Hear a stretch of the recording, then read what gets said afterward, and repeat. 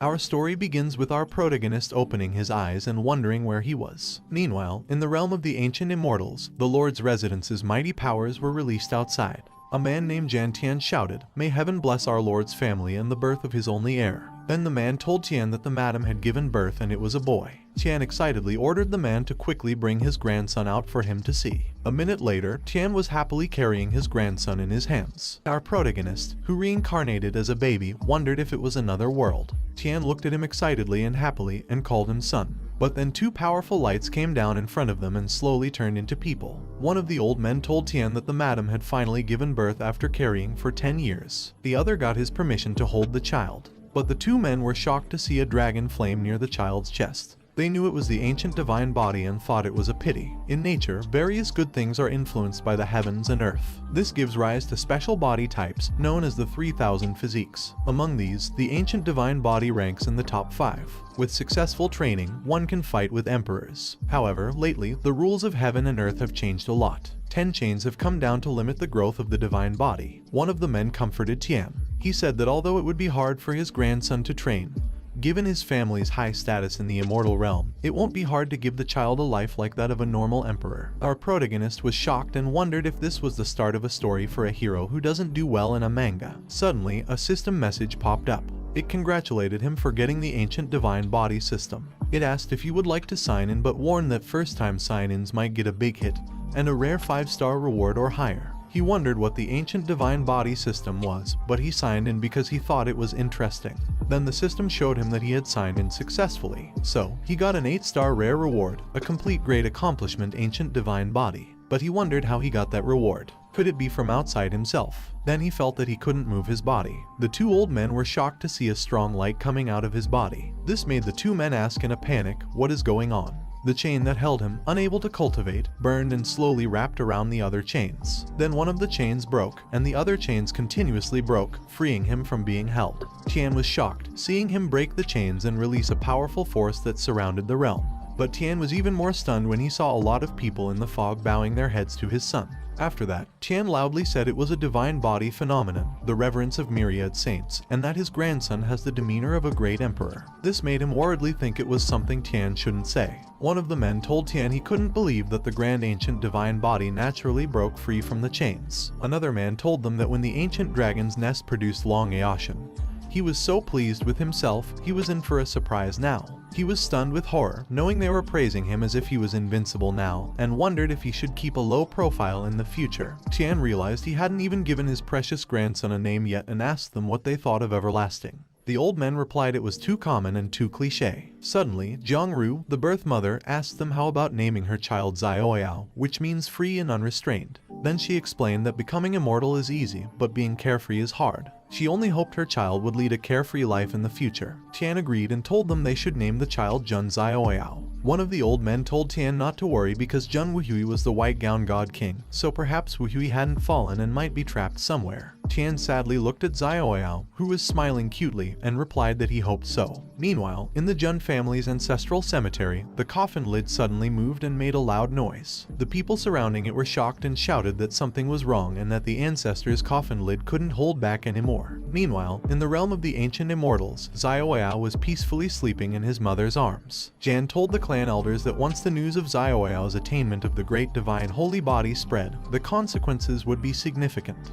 They needed to work together to hide the holy body fluctuations in Zioyao. One of the old men agreed and told them that many forces in the immortal city were targeting their Jun family. Another man said that a tree that stands out in the forest will be destroyed by the wind. This made Jan think that the old men understood well not to act badly and to be careful. Tian told Ru to come over with the child. Ru did as told while saying sorry to his father Tian and the clan elders for the trouble. Then the elders and Tian started calling the black-faced Thunder Lord, Black killing Heavenly Soldier, the 4 straight driven fights, and Yang God Steps, and Gang. A strong light then covered Zioyao, making him feel weightless. But then an old man yelled and asked what these foolish young people were doing. The old man used his power to stop their powers. This shocked the elders, and the mysterious old man's power also stopped their chanting and broke the realm in the process. Tian asked the old man who he was. The old man said he was the 18th generation ancestor while holding Zioyao in his hand. Hearing this, the elders and Tian knelt down and welcomed their 18th generation ancestor. But the old man angrily told them that he wondered when the Jun family started needing to hide their actions. He asked if they couldn't even protect a child.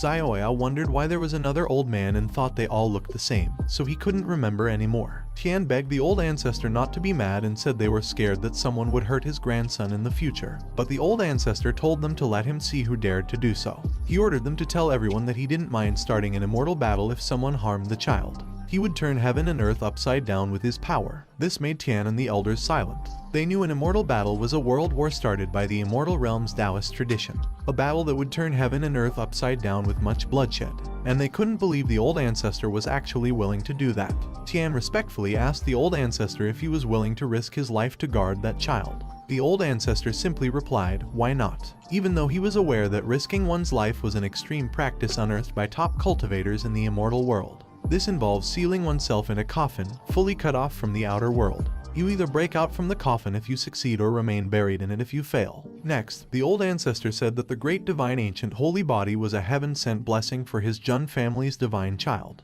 It was a big fortune, hence all Jun family assets would be diverted to that child, also granting him the zero sequence. The elders and Tian were stunned by this news. Tian didn't understand what the zero sequence meant and felt there had been too many arrangements already. He then inquired if someone could explain them. The Jun clan has a large population, totaling tens of thousands of clan members. Among them, 10 special individuals can obtain a sequence bestowed by the old ancestor. Holding a sequence means you possess the eligibility to vie for the family head role. One individual surpasses these 10, known as the next generation family leader. Moreover, the last zero sequence belonged to Jun Xiaoyao's father, the white-clothed divine king, Jun Wuhui. Tian conveyed to the old ancestor that the scheme might not be fitting because each sequence holder must undergo endless trials, and Xiaoyao was born with zero sequences. Thus, he pondered how Xiaoyao could earn the approval of others. The old ancestor grinned and told Tian that if people don't accept it, they're welcome to challenge Xiaoyao in the future. He didn't fret over it, leaving Xiaoyao flabbergasted. He yelled at the old ancestor that he's still merely a kid and asked if he could just lie down. However, his utterances were converted to baby language, leading the old ancestor to warmly advise him not to cry and to elevate his arms. Tian silently informed Wuhui that his son was born. Xiaoyao, in his mind, pleaded the old ancestor to halt lifting his hands and to supply him clothes as he was chilly. Right then, a system alert appeared, stating he should proceed to the Teiyu Ancient Steel to sign in, causing him to ponder where the Teiyu Ancient Steel was. 3 years later, outside the realm, a lady shouts that the divine child of the Jun family, who alarmed the 18th generation ancestor, is now 3 years old. She says they should contact her to buy the latest news about the divine child. On the other hand, inside, Tian tells Xiaoyao that what he is about to say next is crucial, so he should listen carefully. Then Tian tells him that cultivation starts with the physical realm, which has 5 major realms. With the help of heavenly treasures and earthly materials, one can achieve great success. After that comes the divine storage realm, which also has 5 major realms. These match the 5 organs of the human body: heart, liver, spleen, lungs, and kidneys. Once the divine storage reaches the 5th realm, one can gather spiritual energy, condense the divine official, and transform into a true spirit.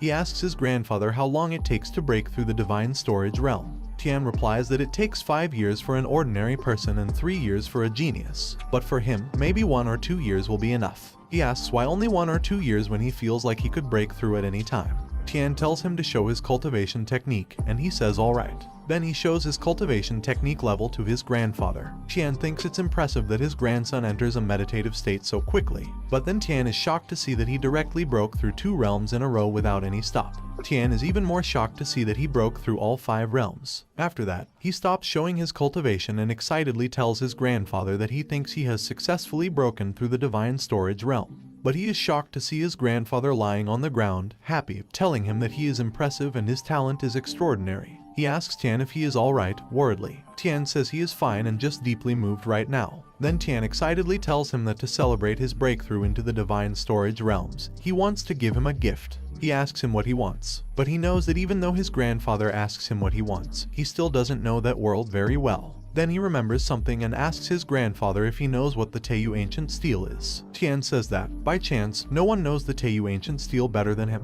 Then Tian tells him that it is a stone steel standing in the desolate Tianxian domain. As long as they attack it, it can measure their physical strength. Then later, their Jun family dug it up and placed it in the martial arena for the younger disciples to test their physical strength. He was amazed that it was quite close. Then he sweetly asked his grandfather if he could take him to see the Teiyu ancient steel, because now that he had broken through the divine storage realm, he could also test his physical strength. Tian laughingly lifted him up while agreeing and told him that his grandfather would accompany him. He flatteringly told his grandfather that he was the best. Meanwhile, in the martial arena, someone stepped on the stage. The lady touched the stone steel, looked at it to check it, gathered her power in her hand, positioned herself while aiming her fist at the stone steel, and punched it using her Zhentian golden palm power. After that, she looked at her hand, waiting for the light to slowly disappear, and saw that her Jin was 150,000. The man with other people was shocked that she got 150,000 Jin and asked how old she was. The lady next to him replied that she was the girl from the branch family and she seemed to be quite famous. The blue-haired lady called her Jun Linglong to tell her that she was known as the 7 skillful Linglong heart, destined to become a saint in the future. She asked her why her strength had only increased by 30,000 Jin compared to the last test. This made the other trainee say in shock that 30,000 Jin was already impressive.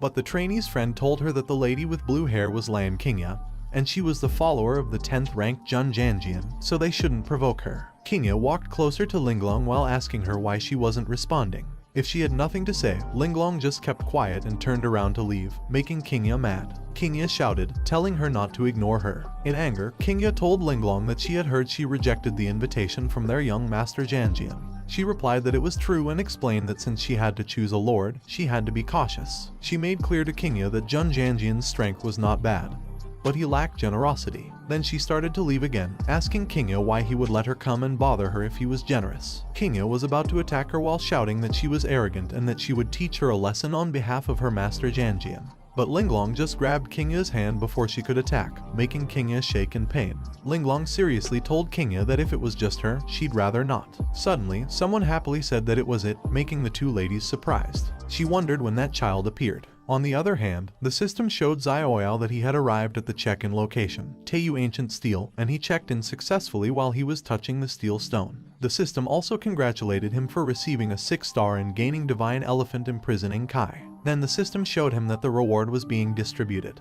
It started with myriad forms of elephants, endless transformations. Then the giant elephant matured into a juvenile stage, transforming into a dragon elephant. Next, the dragon elephant turned into its original, primitive form. Lastly, the original, vigorous elephant's power transformed into the divine elephant, marking the ultimate completion. He figured out that it was a 6-star reward, a divine elephant imprisoning Kai, and remembered that the reward he got last time was the complete primordial saintly body, which seemed to be 8 stars. This made him wonder if the star level indicated the strength of the technique and what the highest number of stars could be. Suddenly, Qingya loudly asked him who he was and if he knew where that place was. She then told him it was not a place for kids. He looked back annoyed by Qingya's noisy voice and told her he was Celestial Emperor Palace's Jun Xiaoyao, and asked her if she had any objections. Linglong was shocked upon hearing this, and the people there were shocked too, wondering if he was the one who caused the 18th generation ancestor to come out of seclusion and who was granted the title of Divine Child. Qingya looked around in panic, wondering what was going on and why everyone was getting agitated. Suddenly, someone pushed Qingya's head down, and Linglong slammed her head on the ground while respectfully telling him that they were paying respects to the Divine Child, thinking that Qingya, a troublemaker, definitely did it on purpose. Then Qingya hurriedly told him that she was paying respects to the Divine Child and apologized for her earlier rudeness. She then begged him to forgive her. The people were frozen for a moment, but then immediately bowed down while shouting that they were paying respects to the Divine Child.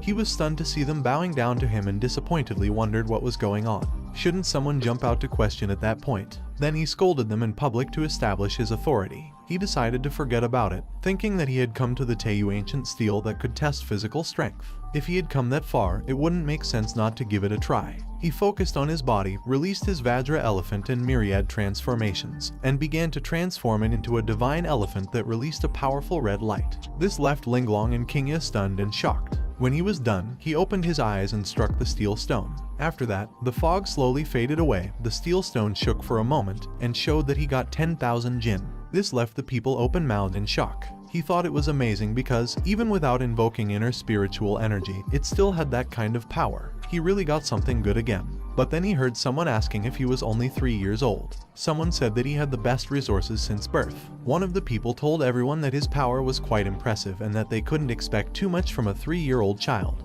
But still, he did not live up to the title of divine child. He smiled, wondering if it was what they call not convinced. But he knew it had to be that way. Then he released his true cultivating power while saying it was interesting. The ground shook because of his power, making people panic. Kingya wondered what it was because she had never felt such terrifying, oppressive pressure, not even from her master Zhongjian. Then Xiaoyao told them that since they all found it unsatisfying, he would show them his full strength. He punched the steel stone while his grandfather looked down from above, smiling proudly at him. After his fist landed on the steel stone, it cracked quickly and collapsed into pieces. He looked at it without emotion. People were open-mouthed in shock. But when the steel stone completely collapsed, he realized it was going to be a disaster and that he had messed up. He knew the stone steel was also a treasure. He wondered how he would fix the situation. Then a firelight came out of the broken steel stone and grew stronger. It showed him that it was creating an ancient extreme realm again, granting a heavenly Dao reward. The light flew toward him and entered his body. Tian smiled and said that it was the so-called ancient extreme realm.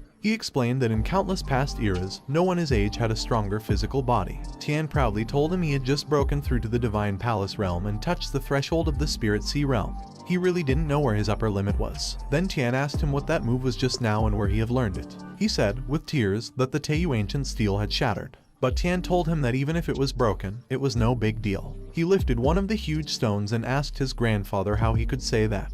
It was one of the treasures of their Jun family and maybe it could still be used if patched up. Tian laughed hard and teasingly told him that he had such petty concerns. Tian lifted him up and told him not to worry. Their old Jun family had plenty of treasures, they wouldn't miss that one. Tian put him on his shoulder and said they should go back. He would explain the methods of the Spirit Sea realm. But then someone stepped in front of them. Linglong begged them to wait. Tian angrily asked her what the matter was. She felt crushed because the pressure was so intense. Still, she knelt in front of them and shouted that she, disciple Jun Linglong, wished to serve the Divine Child as her master. She begged them to let her become the Divine Child's attendant, making him confused. The people were shocked upon hearing her, and Qingya was pissed, knowing that even her young master Zhuangjian had personally designed to recruit her. This made her wonder if Linglong was trying to trample on the face of her young master Zhuangjian.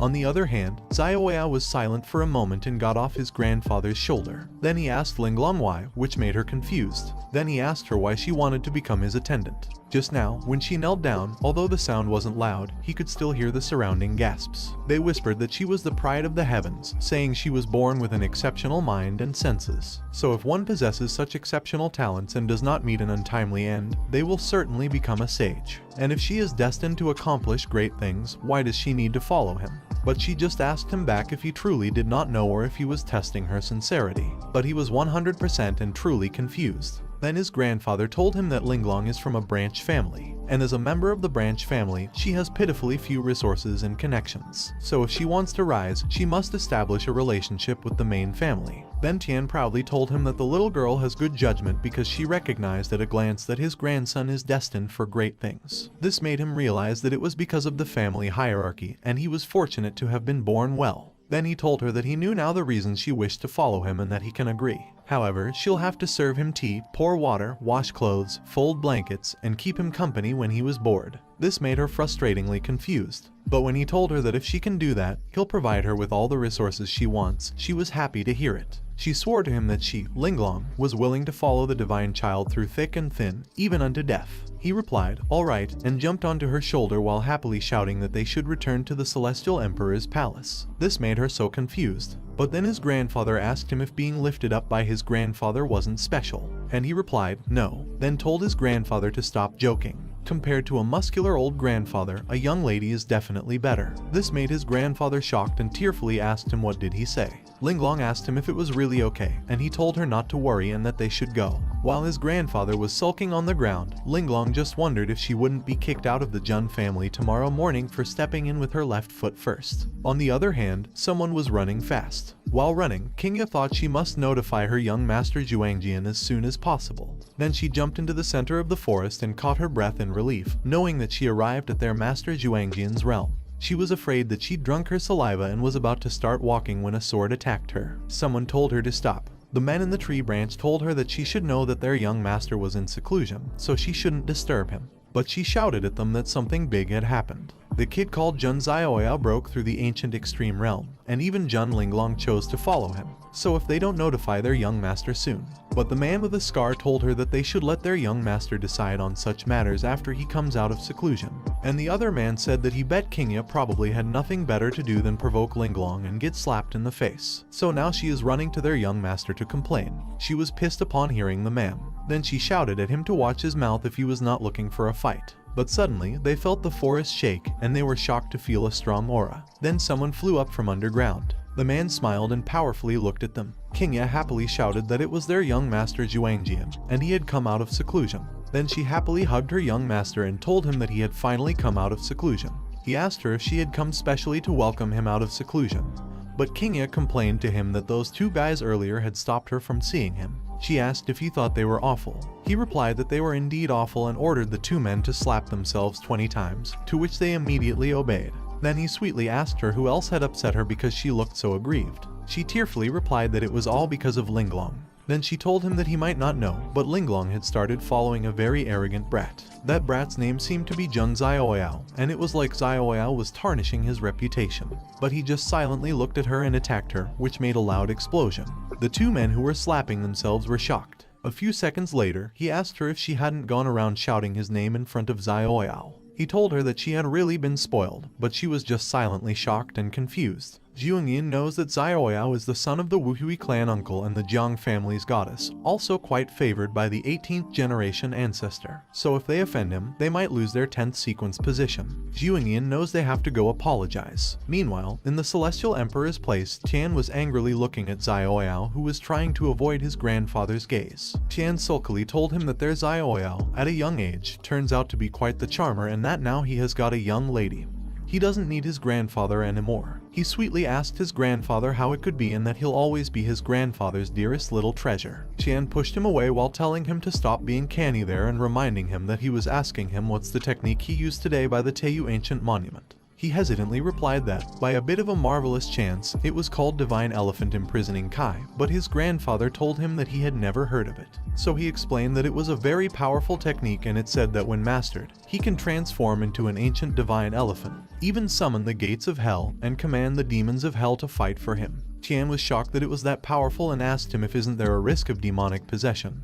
But he replied that there shouldn't be. Tian told him that in any case, it was good that he was putting in the effort, and when he turned 10, they will hold a grand feast for him because, at that time, the many powers, ancient families, and supreme clans of the wild heavenly immortal realm will all attend. When that day comes, they will publicly reveal his zero-sequence identity to the entire immortal realm. That will mark the beginning of his era, making him gulp in shock and fear. Then the system popped up, congratulating him for a new check-in location triggered and told him to check in at the 10th birthday feast, making him confused and wonder if it means he has to wait for 7 years, if isn't that time frame a bit too long, and what exactly is the pattern of those check-ins. Suddenly, Linglong appeared behind him and told him that Jun Juangjian from the Heavenly Emperor's palace requested an audience outside. He shoutedly asked her how she could just appear out of nowhere and that she scared him, but she reminded him that he said she can treat that place like her own home and be at ease, making him tell her that she sure is making herself at home. But he told her to never mind it and asked who did she say wants to see him and who is Jun Juangjian. She replied that Juangjian was the young master that Lan Qingya follows and he is of the same clan as him, considering him his clan brother, but he just asked her who is Lan Qingya again. She replied that it was the little girl with the incredibly noisy voice, making him remember Qingya and told Linglong that when she said incredibly noisy voice, he knew who it was. Then he asked her what that clan brother suddenly wants from him, and she replied that his subordinate dares not make any assumption, to which he replied alright and ordered her to take him to meet that clan brother. But a minute later, he was shocked in horror when he saw someone tied to the vine torn. Juangjian told him that he heard that one of his followers had been acting disrespectfully and offended a brother of his, so today, he specially brought her to apologize with a token of humility. He hoped that he, his esteemed clan brother, can be generous and forgive that young girl, making him pissed, wondering what Juangjian means by apologizing with a token of humility, and knowing that Juangjian, the jerk, is clearly there to show off his authority at his expense. A minute later, Juangjian was seated inside. He told him that his clan brother's arrival was sudden. He could only offer simple tea and hoped he would forgive him. Juangjian replied it was no problem. He was the one who was abrupt. But in truth, Juangjian was angry. He saw that Linglong was used as a servant to pour tea and called a mischievous child. He looked at his cup of tea and asked Juangjin if he planned to have Kingya keep kneeling there. Juangjin replied that if he forgave her, then there was no need to make her feel bad by kneeling.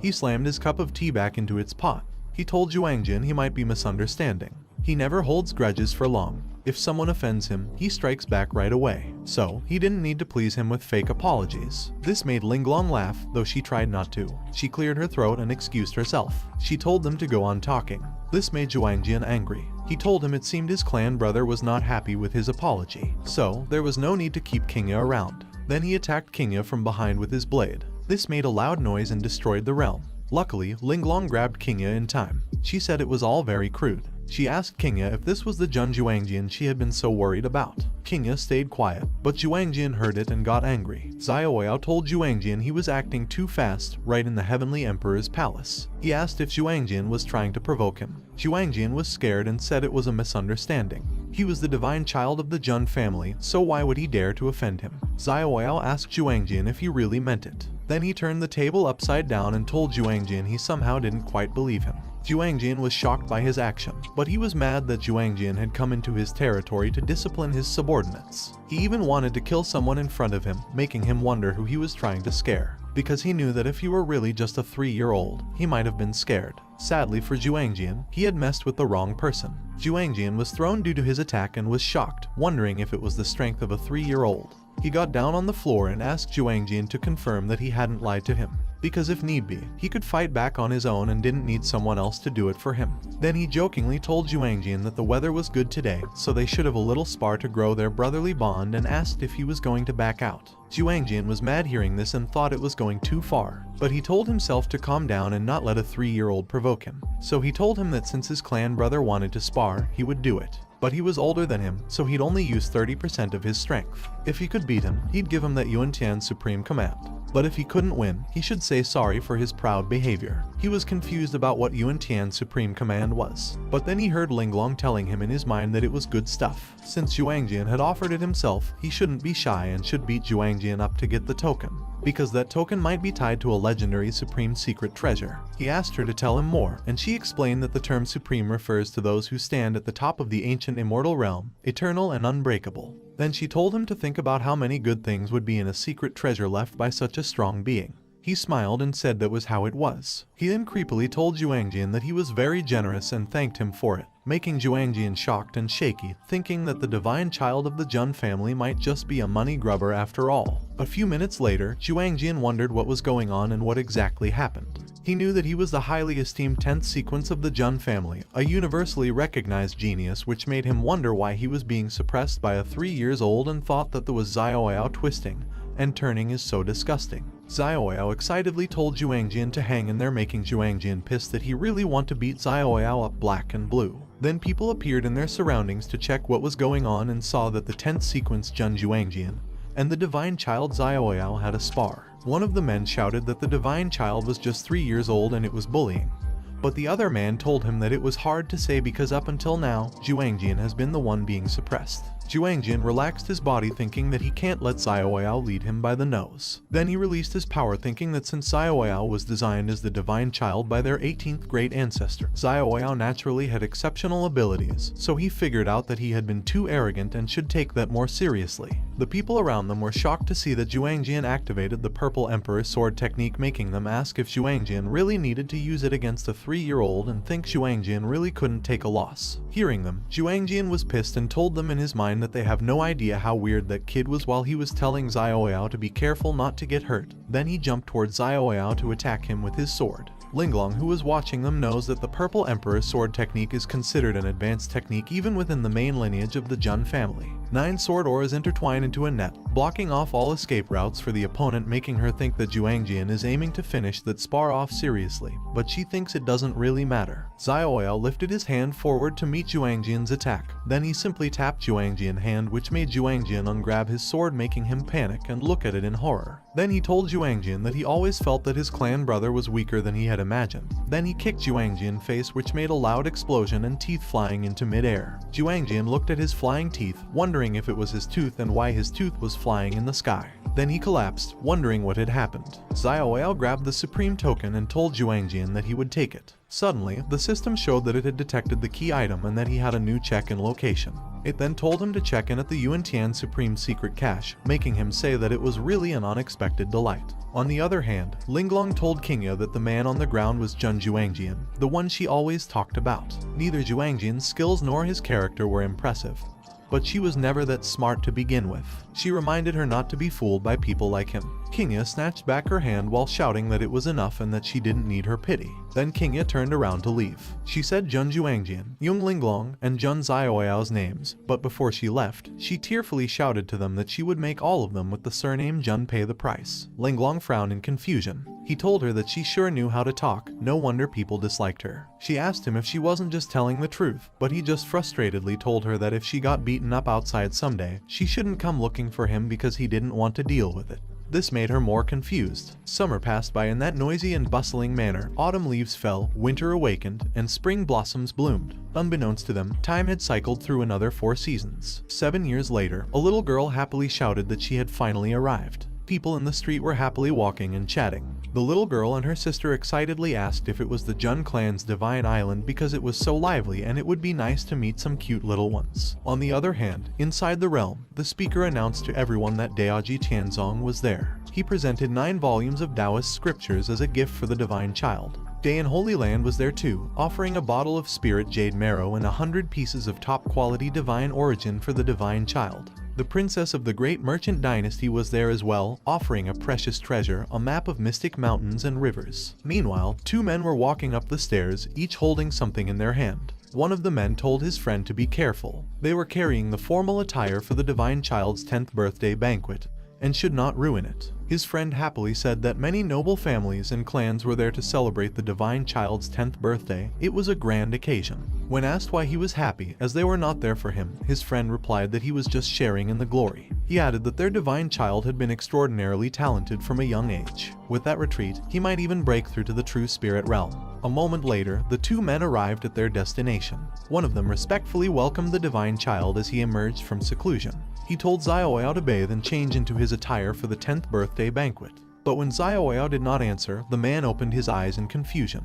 He was shocked to see the floor slashed, and on the wall was written that he was bored and had gone out to play. This made them panic and shout that the divine child had broken out of seclusion. On the other hand, on the roof of the house, Xiaoyao was busy eating apples. He said that for a full 3 years, he had been consuming fasting pills. Angrily, he asked what the point of cultivation was if he couldn't even eat. Tearfully, he shouted that if they ever made him go back into seclusion, he would disown the Jun family name. Linglong was behind him, thinking that his most hated food was fasting pills. She told him that if she had to choose, not being able to bathe for 10 days to half a month during seclusion would be even more annoying to her. This made him shout exactly and ask her what she was doing there. She replied that she was there on the orders of the family head to bring back a certain divine child who had broken out of his seclusion unannounced. He gave her a fake smile, looked back, and quickly jumped away while shouting goodbye. She followed him, saying that it takes half a day to put on that ceremonial robe. If he didn't go back now, he'd be too late. But he kept running away, telling her to forget formality. He was not wearing that heavy, cumbersome ceremonial robe and would make it back when he was supposed to. So, she should chill out. Suddenly, he heard someone shouting for help.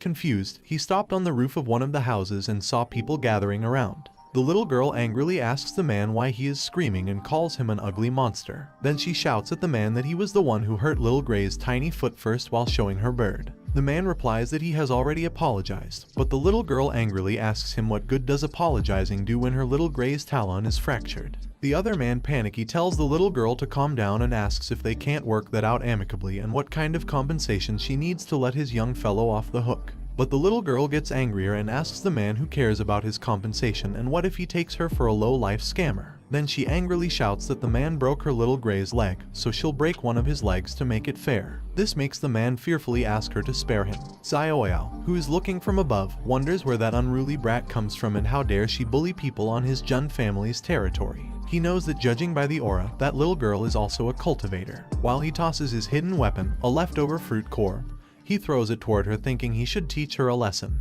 But before it hits her, she feels it coming and quickly turns around to catch it while asking who dares to sneak attack her. Then she feels something weird on her hand and quickly throws it away in panic, shouting that it's all wet and disgusting. He laughs loudly and tells her that it serves her right and it's what she gets for bullying ordinary people. She furiously looks at him and angrily asks him where that ugly monster popped up from. How dare he meddle in her affairs, and if he knows who she is. But he just tells her that whoever calls another an ugly monster is the actual ugly monster, so she is the real ugly monster there. This makes her furious and she shouts that she is infuriated. Then she jumps toward him and launches an attack behind him. He thinks she is quite fast, but he easily dodges her while teasingly telling her that she missed. Then he jumps backward to make a distance between them, knowing that it was not a force meant to harm. So he figures out that she doesn't really want to hurt him and maybe she just wants to vent. She angrily tells him to stop running and come fight her for 300 rounds. She calls him a rat and an ugly monster, but he just teasingly laughs and tells her that if she can't even catch him, what's the point of fighting? If she is so capable, she should come catch him. Then he calls her a little ugly monster. She angrily chases after him while telling him that she'll kill him. But he just runs while laughing, planning to just lead her away because he doesn't want to escalate the situation. Meanwhile, Linglong stands on some roof and looks silently at them. She knows the emblem on that little girl's cloth is from the Jiang family of Qingju. She also knows there is a young lady of the Jiang family at that little girl's age. This makes her wonder if the little girl is that young lady because, if so, it would be troublesome. Linglong chooses to watch the drama unfold, thinking it seems like it will be interesting. On the other hand, Xiaoyao and the little girl arrived at the river. When he realized it, he stopped running.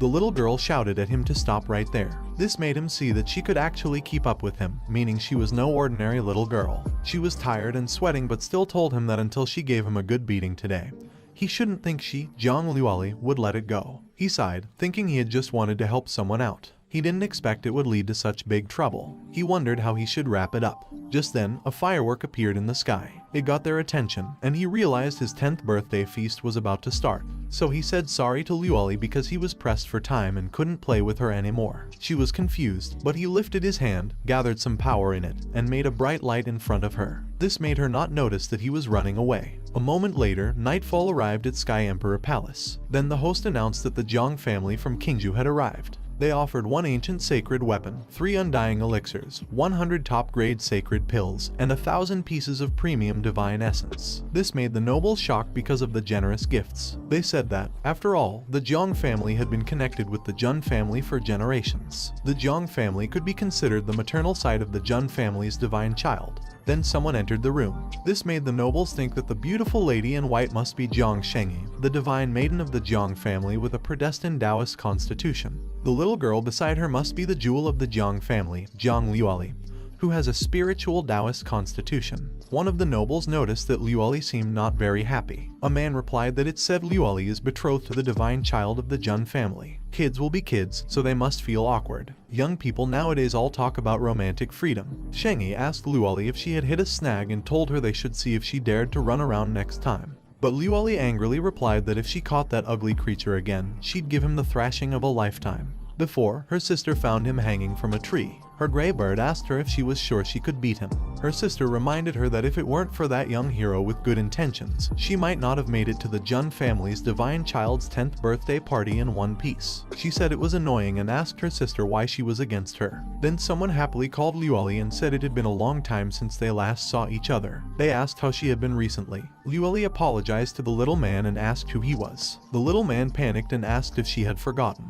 He reminded her about the Loyu secret realm. She said she remembered now. The little man respectfully and proudly said he was Yi Xingyan from the ancient Yi family. But Luoli just walked past him, saying hello and goodbye at the same time. Shengyi whispered to Luoli that she was being rude. Luoli said she couldn't help it and told her sister that she had face blindness, so she couldn't remember such common faces. An old man with Xingyan asked if he was alright. Xingyan shyly said he thought being ignored by Luoli was awesome. The old man sighed with relief and said as long as he was happy. A moment later, when everyone was settled, Tian walked toward the stage. He noticed that almost everyone had arrived. He thanked everyone who had traveled far to attend his grandson's 10th birthday feast. As Tian walked to the stage, he heard people say they'd heard that the Jun family's divine child defeated the 10th sequence at the age of 3. They wondered what Xiaoyao's level was now and guessed he had probably reached the true spirit realm. Tian smiled proudly and saw that quite a few eager young people had come. He saw the 10th sequence, Jun Zhuangjian, 7th sequence, Jun Zuwang, 5th sequence, Jun Wanji, ancient Yi family, Yi Xingyun who wanted to sit next to Luoli, and Qingzhua Jiang family, Jiang Shengyi and Jiang Luoli. The crowd happily chatted, wondering where the Jun family's divine child was and why he hadn't shown up yet. Tian smiled nervously because he didn't know what to say. He also didn't know where his grandson had run off to. He thought he'd have to stall a bit longer. Then a bright light appeared behind him, and Xiaoyao laughingly called his grandfather old man and told him not to worry. The people were shocked to see him and asked if the main character always showed up last. Tian looked back in surprise and saw his grandson sitting on a broken table. He introduced himself as Jun Xiaoyao and thanked everyone for coming to his 10th birthday party. Tian whispered but angrily told him that he was late on such an important day. He asked him what he was thinking, making him realize that his grandfather was really mad this time, so he'd have to make it right with him later. On the other hand, Luoli saw him and knew that his hairstyle and clothes were the same as the guy from before. She angrily called him, making him wonder why that kid was there too. He thought he'd better think fast to get out of it. Then, he called her a beautiful young lady and asked her if they had met before. She looked closer in silence. She saw him looking good even though he was sweating a lot. But she thought that, up close, the guy was not nice to look at. So, how could he have such a cute face? She thought she must have mistaken him for someone else. This made Luoli wonder if Xiaoyao could also be an expert. Shengyi noticed that Luoli's old habits were showing again. She always acts like this when she sees something she finds cute. Suddenly Tian thought something was going on. Then he slapped Xiaoyao's back and whispered to him that he wasn't bad. This made him shocked and he asked what. But Tian just said that even though they had met already, he still had to introduce them properly. Then Tian told him that Luoli is the gem of the Jiang family and she is also his fiancée. Despite her small size, she is a bit older than him. He smiled, confused. Luoli was shocked and a bit confused too. But Xingyun was the most shocked and yelled out loud, asking what was going on. He was in a panic, wondering why things had turned out this way. Even as a divine child, he couldn't avoid an arranged marriage. But then he thought if he could make that young lady not like him, it wouldn't happen. So, he planned to tell her that he was the one messing with her that afternoon. When he was about to say it, she grabbed something inside her clothes and put something round and shiny in his hand. He asked her what it was, and she sweetly replied that it was an elixir made from the water of the fountain of youth. She told him to eat it quickly and promise her to keep that face and not grow up. Otherwise, he wouldn't be cute anymore. He knew it wouldn't work because Luoli was also quite sick. But then he calmed down and told himself to keep thinking. Then he figured out something and thought there must be a way to get out of that engagement. He looked at the people behind him and thought the answer was Linglong. Then he pointed at Linglong and signaled that she better step forward quickly. He said they had already promised themselves to each other and told her to name her price. Linglong was in big shock and thought he was a stingy divine child. She signaled that she refused because she still wanted to leave alive. But he reminded her that she was his attendant, so it was her sworn duty to follow his orders. She chose to resign and apologize to him, making him mad. He knew she just wanted to watch the show and told her to tone down her smile. The people gathered around them and said a smart man and a pretty woman were truly wonderful, and they were a match made in heaven.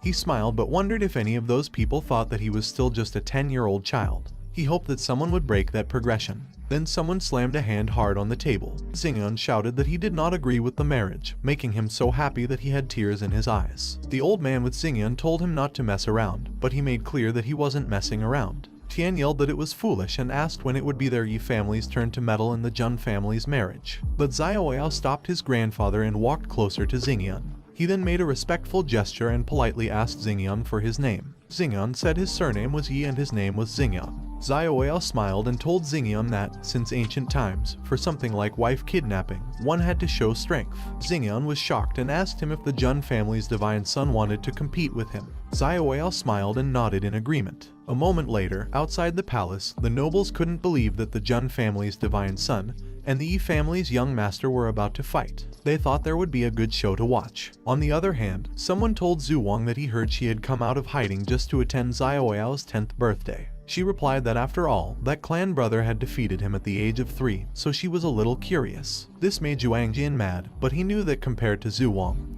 what was even stranger was that person. He looked at Wanji and thought it was odd that Wanji would come to such a banquet too. A minute later, in the courtyard outside the ballroom, The old man, who was Xingyun's uncle and named Fu, told them to be sure to stop in time. Xingyun assured Fu not to worry because he had a sense of proportion. He then launched towards Xiaoyao using his star finger attack while asking Xiaoyao for his advice. The people say that the star body of the Yi family really lives up to its reputation. They don't know how the Jun family's divine son will deal with him. But Xiaoyao just lifts his hand and taps Xingyun's hand away. Xingyun launches an attack from his left hand. Luckily, Xiaoyao avoids it. Still, Xingyun tries to attack him over and over again. Xiaoyao keeps avoiding the attacks, looking scared. After the attacks, Xingyun stops and Xiaoyao tries to balance himself. Xingyun can't believe that Xiaoyao is dodging everything. To an outsider, it looks like Xiaoyao is barely holding back Xingyun's attacks. But the truth is, Xingyun can't actually touch him at all. Xingyun looks at Luoli, who is watching from the side and saying that it's amazing. Xingyun grits his teeth in anger. He thinks he must not lose in front of Luoli. Then he activates his power and shows his star's real body skill to everyone. This makes Xiaoyao think that it looks a bit bad. Then Xingyun gathers his star cloning power in his hands. He shouts at Xiaoyao to show him how he will dodge this time, making Xiaoyao shout that he is done. Then Xingyun attacked him, making him shout while in shock. But he knew that if it kept going like this, he might be torn to pieces by that moves. So he activated his power and attacked back using his elephant subjugation fist. Shengyi shouted that it was a golden aura, the ancient sacred body. People were shocked, thinking it was no wonder Xiaoyao had sparked a vision of the All Saints cult 10 years ago.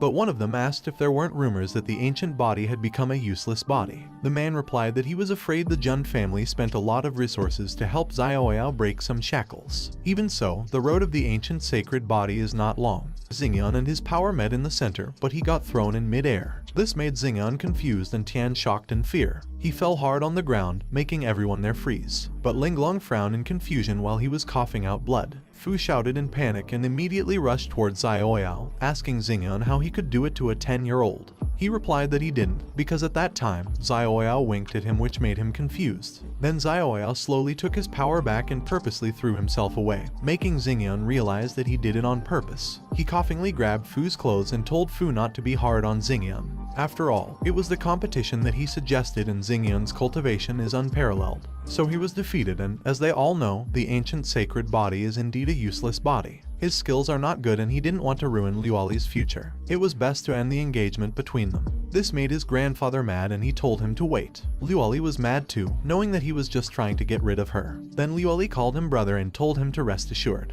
Even if he was a useless body, she would never leave him. This made him shocked and he told Luoli that she was older than him, so she should not call him brother or come close to him. On the other hand, someone broke his cup of tea. Wanji said it was nonsense, but as you'd expect from a direct descendant born with a golden spoon in his mouth. Chuangjian told Wanji that they were all direct descendants born with a golden spoon in their mouths. They didn't know how long they had to work hard to get something, but those people were born with it. Suddenly, someone shouted, asking what the hell it was and if it was the ancient sacred body. This made people in the palace look at the huge shining gold light at the top of the palace. The man with horn and two beasts beside him was mad, saying he couldn't even defeat a little firefly. So why did he deserve to be called the sacred body of the human race? This made him confused, but Tian knew those people were the Dragon Clan. Then the man called Lan Qingya, who was with them, and kicked her. He asked her if she was kidding him. The man was mad and told Qingya that he had come there, especially after hearing her say there was an ancient sacred body that had broken his shackles. A few months ago, in an ancient dragon sanctuary, the people cheered their drinks and congratulated their Prince Long for successfully fusing with the dragon essence. They proudly shouted that if the dragon essence were an ordinary person, their body would have burst by now. So only someone as extraordinary as their Prince Long could refine it.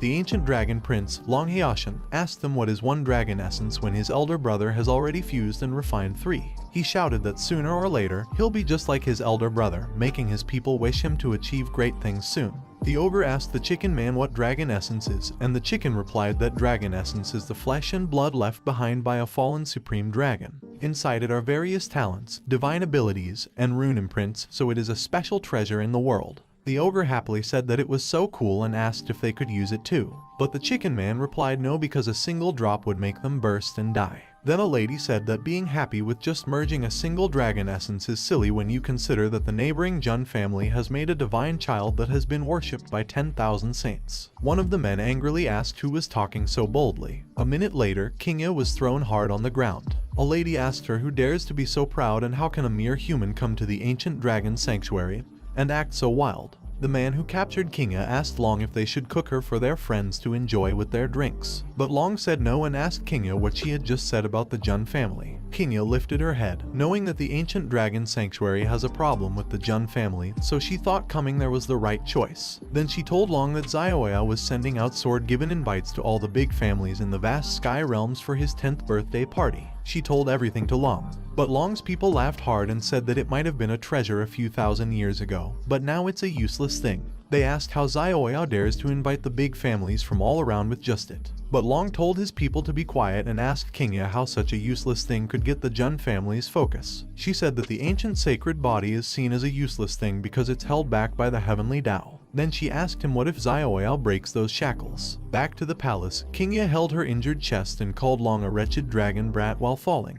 Fortunately, someone appeared behind her. Linglong caught her before she fell. When they safely landed on the ground, Xiaoya called Long a young man.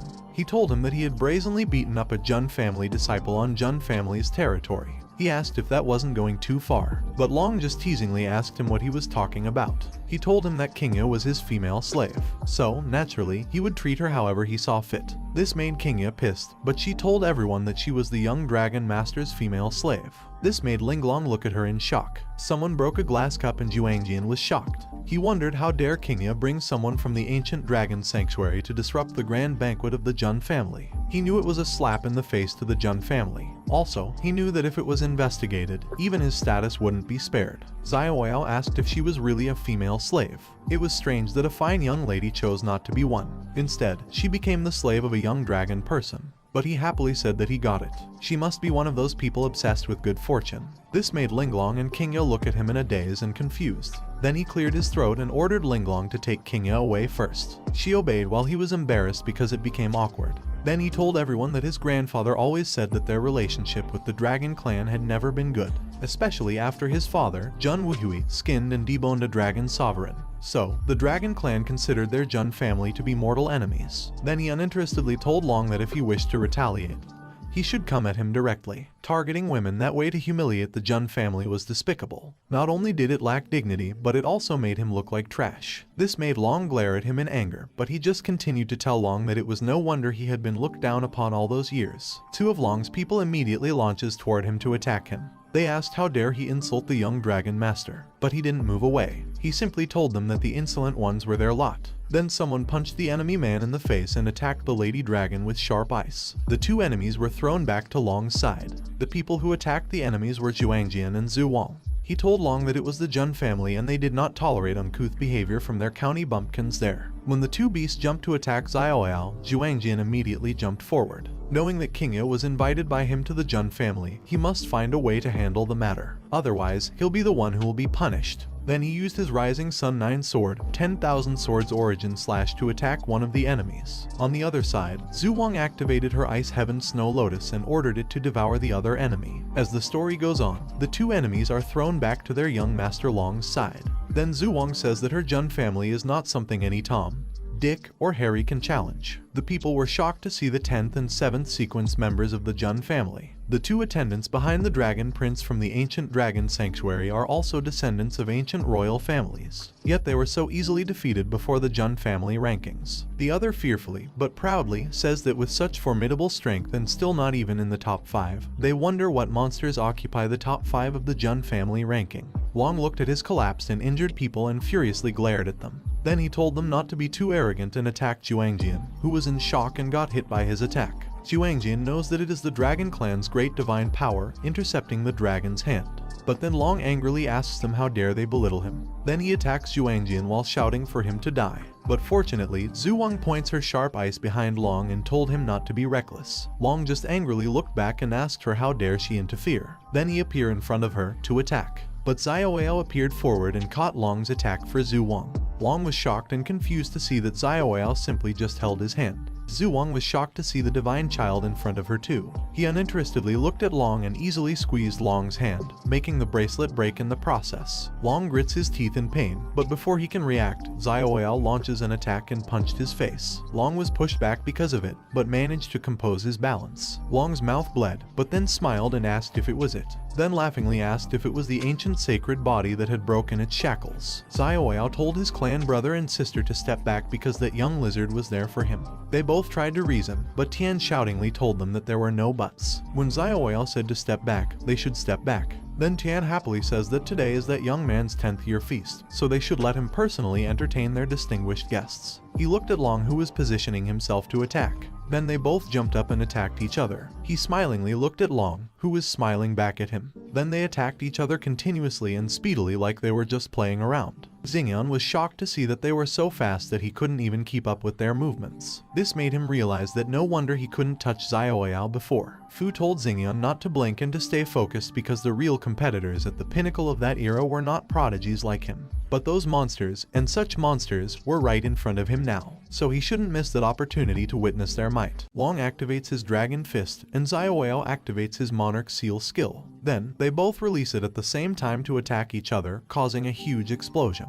Luoli covers her face, and when she opens her eyes, she is surprised to see a massive barrier in front of her. Tian, who created the barrier to protect everyone, calls them brats, telling them that they have some power. They wait until the smoke disappears and see the two children inside the barrier facing each other. He tells Long that he seems quite pleased for someone seeking revenge. However, Long asks him why he should bother with the grudges of the previous generation, mentioning that it is rare to have a chance to fight someone who has broken through the Heavenly Tao's shackles. Long grabs his coat and throws them behind him, asking Xiaoyao how one cannot be excited when facing him. Then, Long activates his inner power hidden inside his body and calls upon the ancient sacred body to perform another of his moves. A strong blue light emerges from Long's body, forming a huge dragon above him. Long confidently looks at Xiaoyao, but Xiaoyao calmly tells him that in the face of a fully committed opponent, responding seriously is the only proper etiquette. Xiaoyao activates his power using hand signs and points his fingers like a gun in Long's direction, telling him that he'll show him the ancient sacred body he wants to see so badly. Tian, who sees Xiaoyao's stance, is shocked, knowing what it is. Then he begins to chant, taming the mysterious, flowing endlessly, truly reflecting the heavens, yin and yang uniting as one, nourishing all forms. The mystical profound scripture, the Jun family's supreme secret technique, slowly appears in front of them, using the mystical profound to command the Kai, solidifying it into a blade that transforms into a divine weapon. After he finishes chanting, a swarm of swords appears around him, shocking the onlookers who recognize it as the Jun family's war decree.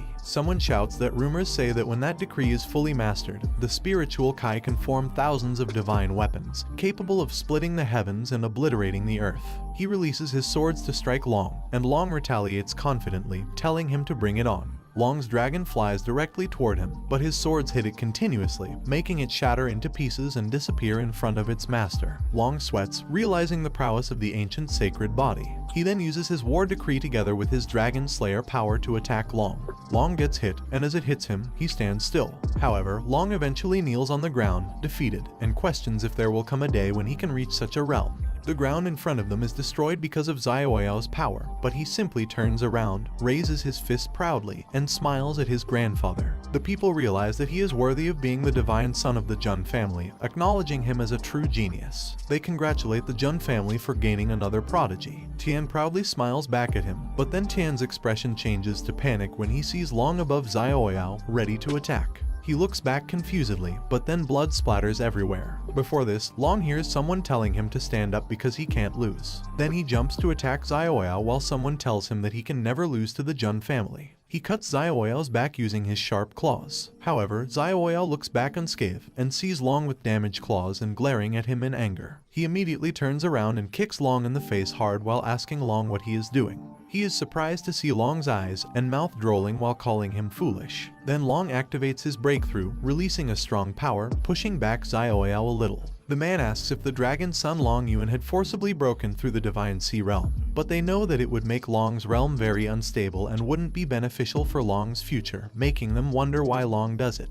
After Long's breakthrough, he glares at Xiaoyao in his dragon form and jumps toward him to attack, telling him to die. Xiaoyao senses something is wrong, then jumps in the air to avoid Long's attack. He looks and sees spiritual energy threads around Long's body, which means someone is controlling Long. He follows the threads and sees that the controller is in the sky. He activates his divine elephant power to create a weapon while calling the coward who hides his head and shows his tail to get out. Then he throws his divine lightning spear to the sky and it flies directly above them, heading toward the controller. However, it stops and burns, making him unable to believe it. Suddenly, Long jumps to grab him. He calls Long and grabs his hair, telling him to wake up because he is being manipulated like a puppet when he was the dragon's son. Long just glares at him and growls in anger, making him call Long an idiot while tilting his head back forcefully and hitting Long's head hard with it while shouting for Long to wake up. Long is thrown away because of the force, and the system shows him to sign into the site accessed, a banquet for 10 years. Then it asks him if he wants to log in. He realizes that he had almost forgotten there was a system.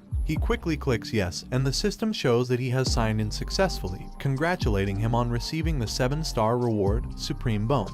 It explains to him that the Supreme Bone is ranked among the top 3 out of 3,000 physical structures, and those with the Supreme Bone can transcend realms and use supernatural powers at a higher level. Also, the system shows him that he unlocked the supernatural power of the Supreme Bone and Divine Tribulation, causing a bright and strong light. The people were shocked and asked if it was the Supreme Bone, if he was born to be the Supreme, and shouted that everyone in the Jun family was a terrible monster. Chan, who witnessed it, couldn't believe it either and wondered when he got the Supreme Bone. Then he remembers Linglong explaining to him that the so-called Supreme refers to those who stand at the pinnacle of the ancient immortal world and are called immortal existence. He looks at the Supreme Bone and looks up, seeing a huge dragon above them glaring at him in anger. He notices that it turned out to be the Supreme Dragon of the Dragon Clan and knows that it wants to kill him, but it can't do it itself, so it uses the dragon's son as a puppet. He raises his hand and shouts that he heard that his father killed and devoured the Supreme Dragon of the Dragon Clan, and today, he, Jun Zioyao, his father's son, will inherit his father's legacy and do the same.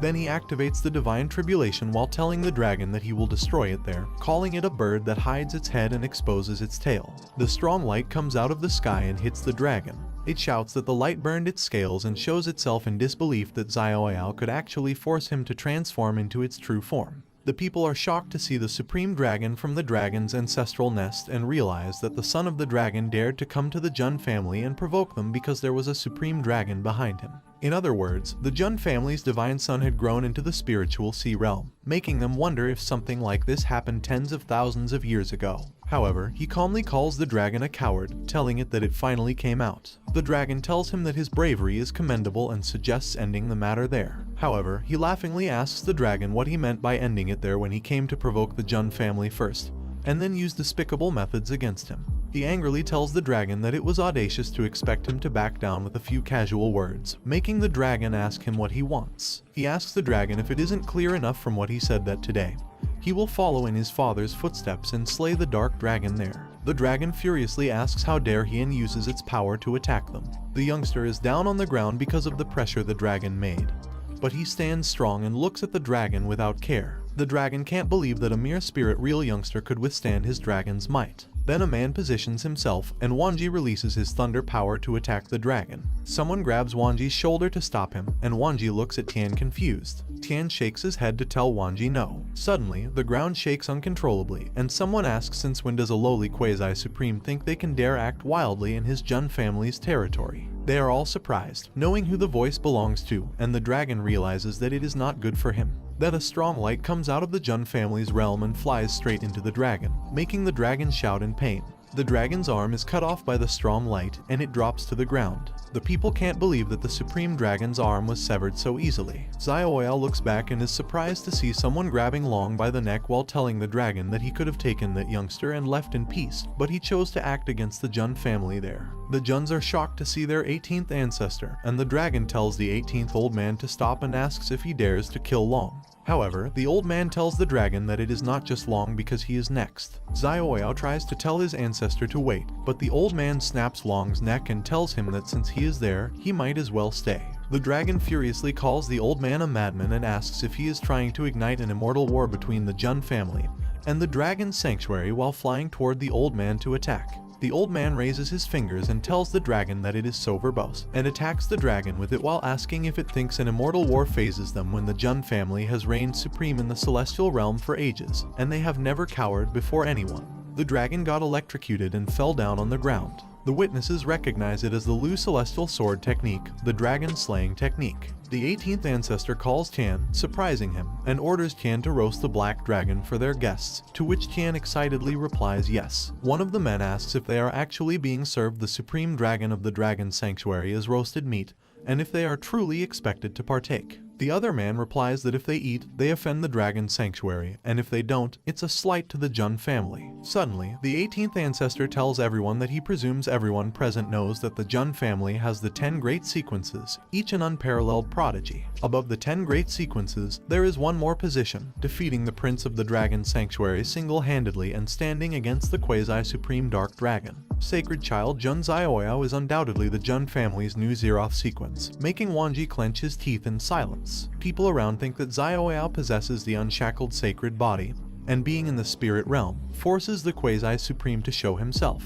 The last emperor of the ancient celestial realm was from the Jun family, so the Jun family might produce another emperor. However, Zioyao just stares confusedly at the 18th ancestor, making the old man confused, thinking he seems quick to spot an opportunity. Then the old man throws Long, shocking him, and Long lands in front of him. The old man tells him that Long has unrefined dragon essence within him and orders him to extract it and refine it for his benefit. The old man turns around to leave, telling him that once the banquet is over, he should come to see him. He keeps quiet, looking at the dead body of Long. Later, a few pieces of the dragon's meat were cooked. Shengyi asks Luoli if she wants to taste dragon meat, but Luoli replies no, mentioning that it tastes bad. Fu tells Xingyun to eat the meat of the dragon and explains to him that the flesh and blood of the Supreme Dragon clan are beneficial and harmless to him. On the side, Wanji tells Tian that he has a question. Tian asks if he is wondering if Zioyao participated in the sequence competition, but Wanji replies no. He squeezes his arm in frustration, and Tian tells him that Zioyao's sequence number is 0, personally assigned by the 18th ancestor upon his birth. He knows it may not be fair to Wanji, which is why he can launch a sequence battle against Zioyao at any time and win because it is the only thing that the 18th ancestor will not interfere with. Wanji thinks for a while and apologizes to Tian for being rude, then says he has more important things to do and takes his leave. Tian thinks that although Wanji is grouchy and cruel, he is not an idiot. If Wanji started a fight with Zioyao now, the Jun family would feel embarrassed, and it would be a huge loss. Then Tian asks someone about Zioyao, and the man replies that Zioyao has gone to refine the dragon's essence. Depending on the situation, Zioyao might break through and build the divine bridge. Tian thinks from the true spirit realm to the divine bridge realm is a big leap and shouts that they have to find Zioyao fast. Meanwhile, somewhere in the realm, Zioyao and Linglong are together. She tells him that it is Long Heashan's corpse, and he gives her a box, ordering her to burn Long. Then he goes to help find a place to bury Long. She tells him that he seems a little frustrated, but he just asks her if he should be happy in her opinion. He tells her that he is a rising star who defeated his opponent and can overcome the aura of someone 7 or 8 levels above his level. He should be happy that he gained face for his family, but in that world, life is really cheap. She tells him that in a world full of conflicts, the weak eat the strong and respect the strong. Also, since Long dared to go to the Jun family and cause trouble, he was willing to lose his life, so he shouldn't care. He tells her that the weak eat the strong and asks what the difference is between man and beast, which makes her silent and smile. She tells him that his thoughts certainly don't resemble anyone in that world. If he is not satisfied with the laws of that world, then he can only become the supreme, the highest in existence, and the only great emperor in heaven and earth. Only that way, he will have the power to change the rules. He laughingly tells her that she was right, and whether it was rebirth or the system, he now has it all, and there is a reason behind everything. Then he reached the moon while calling upon the heavens, the earth, and the 3,000 worlds to swear that he will become the emperor, and he would do whatever he wanted. Linglong was surprised to see saying it, and then the scenery in front of them slowly changed, and she saw him as a man. She was stunned and shocked to see him grow up, and she saw the people bowing and calling Zioyao the heavenly emperor Jun. Then she felt his eye hurt, so she immediately covered it while wondering what it was and what her innate heart glimpsed. He asked her what was wrong and told her that her face suddenly turned pale, but she just replied that it was okay. He jumped off the balcony and told her that after he absorbs that dragon essence he was holding, he should be able to break through. Also, every time the ancient sacred body broke through a great realm, it would need to pass through tribulation, so if she didn't leave, she would be affected by the heavenly tribulation as well. Then he reminded her to prepare new clothes for him, to which she replied yes. Then he jumped off the realm and safely landed on the ground. The moonlight brightened, and he decided to begin. Then they all saw a strong thunder appearing in the sky, and Tian panicked, wondering if it was a heavenly tribulation. Then he began to absorb the dragon's essence, causing a strong light to hit him while Tian panicked and couldn't believe that it had already started. Before the strong thunderlight hit him, he grabbed a storage and threw it. Then he ordered it to rise, and it became bigger and bigger, catching the thunderlight coming his way. He tried with all his might to hold on, coughing blood while thinking that the divine elephant refining purgatory technique has 4 transformations. The most powerful attack that pierces all things is the Spear of the Abyss. The strongest defense that shields against all things is the Guardian of the Abyss. The supreme body technique as fast as the wind is the wings of the Asura. The one that refines all things in the world is the Hellforge. Then he called the 100,000 thunder tribulations to forge his immortal sacred body, to which the thunders did, causing a bright explosion that everyone could see. The man noticed that it is the golden spiritual energy and asked if Xiaoyao of the sacred Jun family was undergoing the tribulation for the primordial sacred body. Afterward, the bright light entered his body and he successfully consumed the dragon essence, which changed his body into a strong build, taller, and his hair became longer. He looked up and asked the being above him if it isn't about time it dispersed. Then the clouds made a space to show the bright light, and a shining monster appeared in front of them, making everyone stunned in surprise. The people couldn't believe that he actually shattered the tribulation clouds and asked which celestial being would dread falling. Then someone said that a significant shift is about to occur in that world, and the Jun family's divine child will likely take the center stage. He knows that when he gathers the spiritual sea in the Danshin, constructs a divine place in the mind, and transforms the flesh into the true spirit, a divine bridge can be built within the body, connecting the Danshin and spiritual sea with the divine palace in the mind. He knows that the divine bridge inside his body is almost complete, and most of the tribulation's power and dragon essence are absorbed by that supreme skeleton. So he thinks he'll need to find some heavenly treasure to nourish that supreme skeleton further. Linglong called him while holding his clothes, and he told her that she had come at the right time. Then he wore his clothes, telling her that after the banquets, he planned to leave the Celestial Emperor's palace and travel around, so she should help him find out which places are worth visiting. To which she replied yes. Then he began to walk, knowing that it is time to meet his ancestor. Meanwhile, in Hongju, the ancestral dragon sanctuary, the citizens inside are down on the ground, in their heads, and worriedly ask what could have happened to make their supreme of the ancestral dragon's sanctuary so furious. Someone tells the ancestral dragon to calm down his anger and asks him what use there is in getting angry like this, and if he intends to storm the Jun family. The old man furiously tells them that Jun's 18th ancestor dared to kill dragon descendants of their ancestral dragon's sanctuary, and even slayed the dark dragon with his sword. Then the old man furiously asks them if the June 18th ancestor thinks their ancestral dragon's sanctuary is a roadside stray dog that anyone can trash. A mysterious man tells the old man that Jun's 18th ancestor is known for being a madman in the Jun family, and it is difficult to seek revenge against him. Then the other man asks if they should eliminate the Jun family's sequence since Jun's 18th ancestor dared to kill a dragon descendant of their ancestral dragon's nest. He tells them that he reckons it's time for that ancient sacred body because they had been pampering to enter the world. Someone in the meeting asks if they should inform Aoshin about that matter, but a man replies that there is no need for it because Aoshin is in seclusion, refining his 5th dragon essence. Once Aoshin refines all 7 dragon essences, combined with the blood of the god dragon, Aoshin will be capable of dominating the younger generation of the immortal domain. By then, even the Jun family's divine child can be easily slain. The old man furiously agrees, telling everyone that the Jun family must pay for their blood debt. Meanwhile, at the carriage in the sky, Fu asks Xingyan how he feels. Xingyan replies that the Jun family's divine child possesses 2 extraordinary constitutions, the primordial sacred body and the supreme bone. Also, Xiaoyao's cultivation is far superior to his, yet Xiaoyao doesn't act arrogantly and even treats him with respect, making him realize that he is truly a loser. Fu wonders if Xingyan's Dao heart has been shaken, but then Xingyan tells him that he has no intention of giving up. He may not have the qualifications to be a stumbling block on Xiaoyao's path to becoming an emperor, but there are some things he must strive for on his own. Fu smiles and tells him that it is good that he thinks that way. The next morning, in the Jun family's ancestral grounds, he respectfully bowed to his ancestral master and asked the June 18th ancestral if he had called him. The old man told him that it was very well because he had an imposing presence, truly befitting an emperor, and that he had a question for him. Then the old man asked him what he would do if, in the future, he were to become the emperor. He replied that if he were to become the emperor in the future, he would undoubtedly reign over an era and suppress all enemies in the world.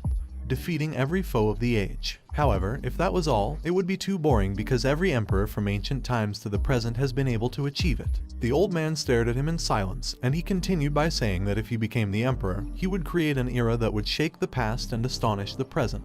It would be a new era beyond everyone's imagination, thinking of it as an era with smartphones, internet connections, and steel coursing through the land, where even ordinary people could touch the stars. The old man told him that it was interesting. Then, the old man jumped toward him and asked him if he would like to learn the Immortal Slayer sword technique. But he just asked the old man back if it was the sword technique he used to slay the Supreme Shadow Dragon with a single stroke. The old man laughingly told him that the sword is the sovereign of 100 weapons, and the sword techniques in the immortal domain are as numerous as the vast sea. Also, among the peak techniques, they are collectively known as the 5 great divine techniques, and the Immortal Slayer sword technique of his Jun family is one of those 5 great divine techniques. He was surprised that it was one of the 5 great divine techniques, and the old man told him that unfortunately, the might of the Immortal Slayer sword technique is as formidable as its difficulty. Hence, its supreme art is not open to ordinary clan members to avoid them squandering decades of their lives without reaching the threshold. Then the old man told him that now that he was about to venture out into the world, he bestows upon him that trump card, making him thank his ancestors. The old man explained to him that the Immortal Slayer sword technique consists of only 3 forms. The first form is Zion Yun or Immortal Falling, which is a sword of physicality targeting the corporeal body. The second form is Zion Mai or Immortal Annihilation, which is a sword of the soul targeting the divine palace and the spirit. The final form is Lu Zion or Slaying Immortals, which is a sword of the union of spirit and flesh, the very one he used to slay the Supreme Shadow Dragon. Then the old man told him that once he has learned the first form, he can officially venture out into the world. But from then on, he must solve his own problems because he cannot always rely on an old man supporting him from behind, to which he replied that he understands. 3 months later, in the Heavenly Emperor's palace warehouse, a man asked his friend if he had completed the inventory and classification of the gifts for the Divine Child's 10th birthday celebration.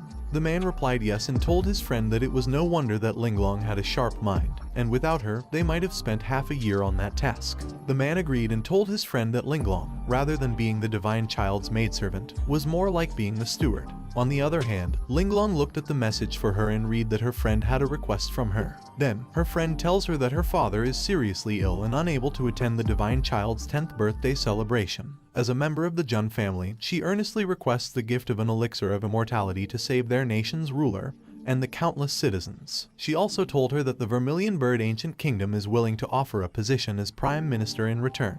Linglong realized that the scroll wasn't addressed to Xiaoyao but to her. Suddenly, the ground shook uncontrollably, making her surprised. She immediately looked outside and saw a strong power in the direction of the Jun family's ancestral grounds. Then, she looked closely at the strong bright light and wondered if it was Xiaoyao. The others saw the strong light in the sky too, and Tian was shocked, knowing that it was the sword art of slaughtering immortals, making him ask if it was the 18th ancestor's work. The other old man replied no and told Tian that though the sword energy was formidable, it hadn't reached the level of the 18th ancestors, so it was definitely Xiaoyao. Then the other old man couldn't believe that only 3 months had passed, yet Xiaoyao had already learned the sword art of slaughtering immortals, making the old man ask what kind of monster Xiaoyao is. Meanwhile, in the ancestral land of the Jun family, the 18th ancestral proudly told him that he was his boy, and he asked the old man if his execution of the immortal's descent style was acceptable. The old man laughingly told him that he remembered that it took him a whole year to comprehend that immortal's descent style, making him awkwardly smile. Then the old man slapped his back and told him that it was time for him to create his era. Later, he raised his hands in the air and smiled, thinking that he could finally leave home and venture into the world, wondering if Linglong had found a suitable place for him.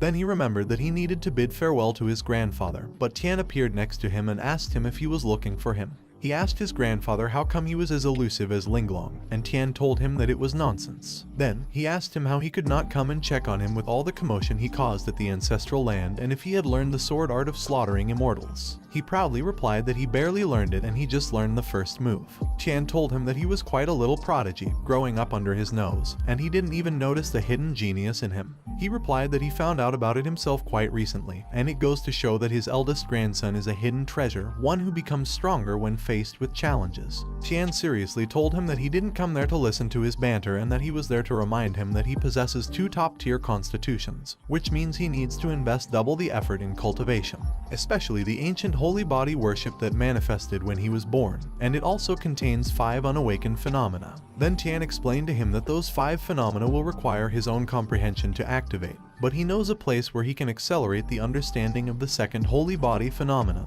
which makes him surprised. Then he sweetly tells Tian to tell him, making Tian wonder why that scene feels so familiar. Tian pushed him back while telling him to stop nauseating him there and asked if he had heard of the Panwu Divine Dynasty. He asked Tian back if isn't the Panwu Divine Dynasty one of the top immortal dynasties, and Tian replied yes. Then, he explained to him that the founder of the Panwu Divine Dynasty was the Panwu Emperor, but it was not important because his Jun family also produced the abandoned Heaven Emperor, and the crucial point is the rumor that the Panwu Emperor possessed an ancient holy body. Tian also tells him that there are legends that deep within the Panwu Divine Dynasty's imperial palace, there is a Panwu shrine, possibly related to the Panwu Emperor. He asked Tian if the Panwu Divine Dynasty would easily allow outsiders into their secret place. Tian excitedly replied that nothing is absolute, and he was just letting him know that there is that option, so if it's really not possible, he can forcefully enter for the sake of his future, making him realize that the Jun family's domineering style is indeed passed down through the generations. Then he tells Tian that he'll keep it in mind, and he'll find an opportunity to visit the Panwu Shrine. Suddenly, the system pops up, congratulating him on his new sign and location.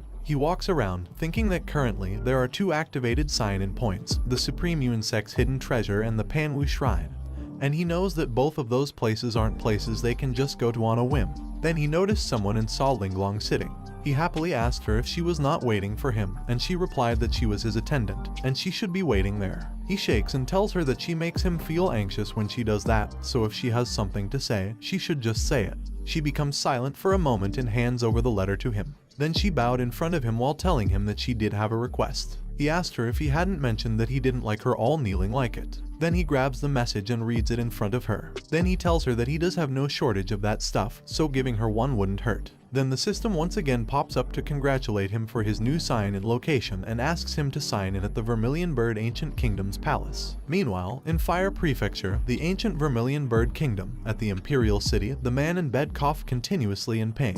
The ancient Vermilion Bird Kingdom monarch told the lady named Yua not to force the elixir of immortality on him and not to make herself suffer any further for it. However, she told her father to rest assured because there is already progress, and the ancient Vermilion Bird Kingdom princess, Bai Yua, swore to her father that she would definitely cure him. The maid informed the monarch that the crown prince of the Azure Dragon Kingdom was waiting in the side hall, but the monarch, coughing in pain, shouted that the crown prince is a scoundrel and ordered his people to kick him out. Yua begged her father not to get angry and assured him that she would handle it.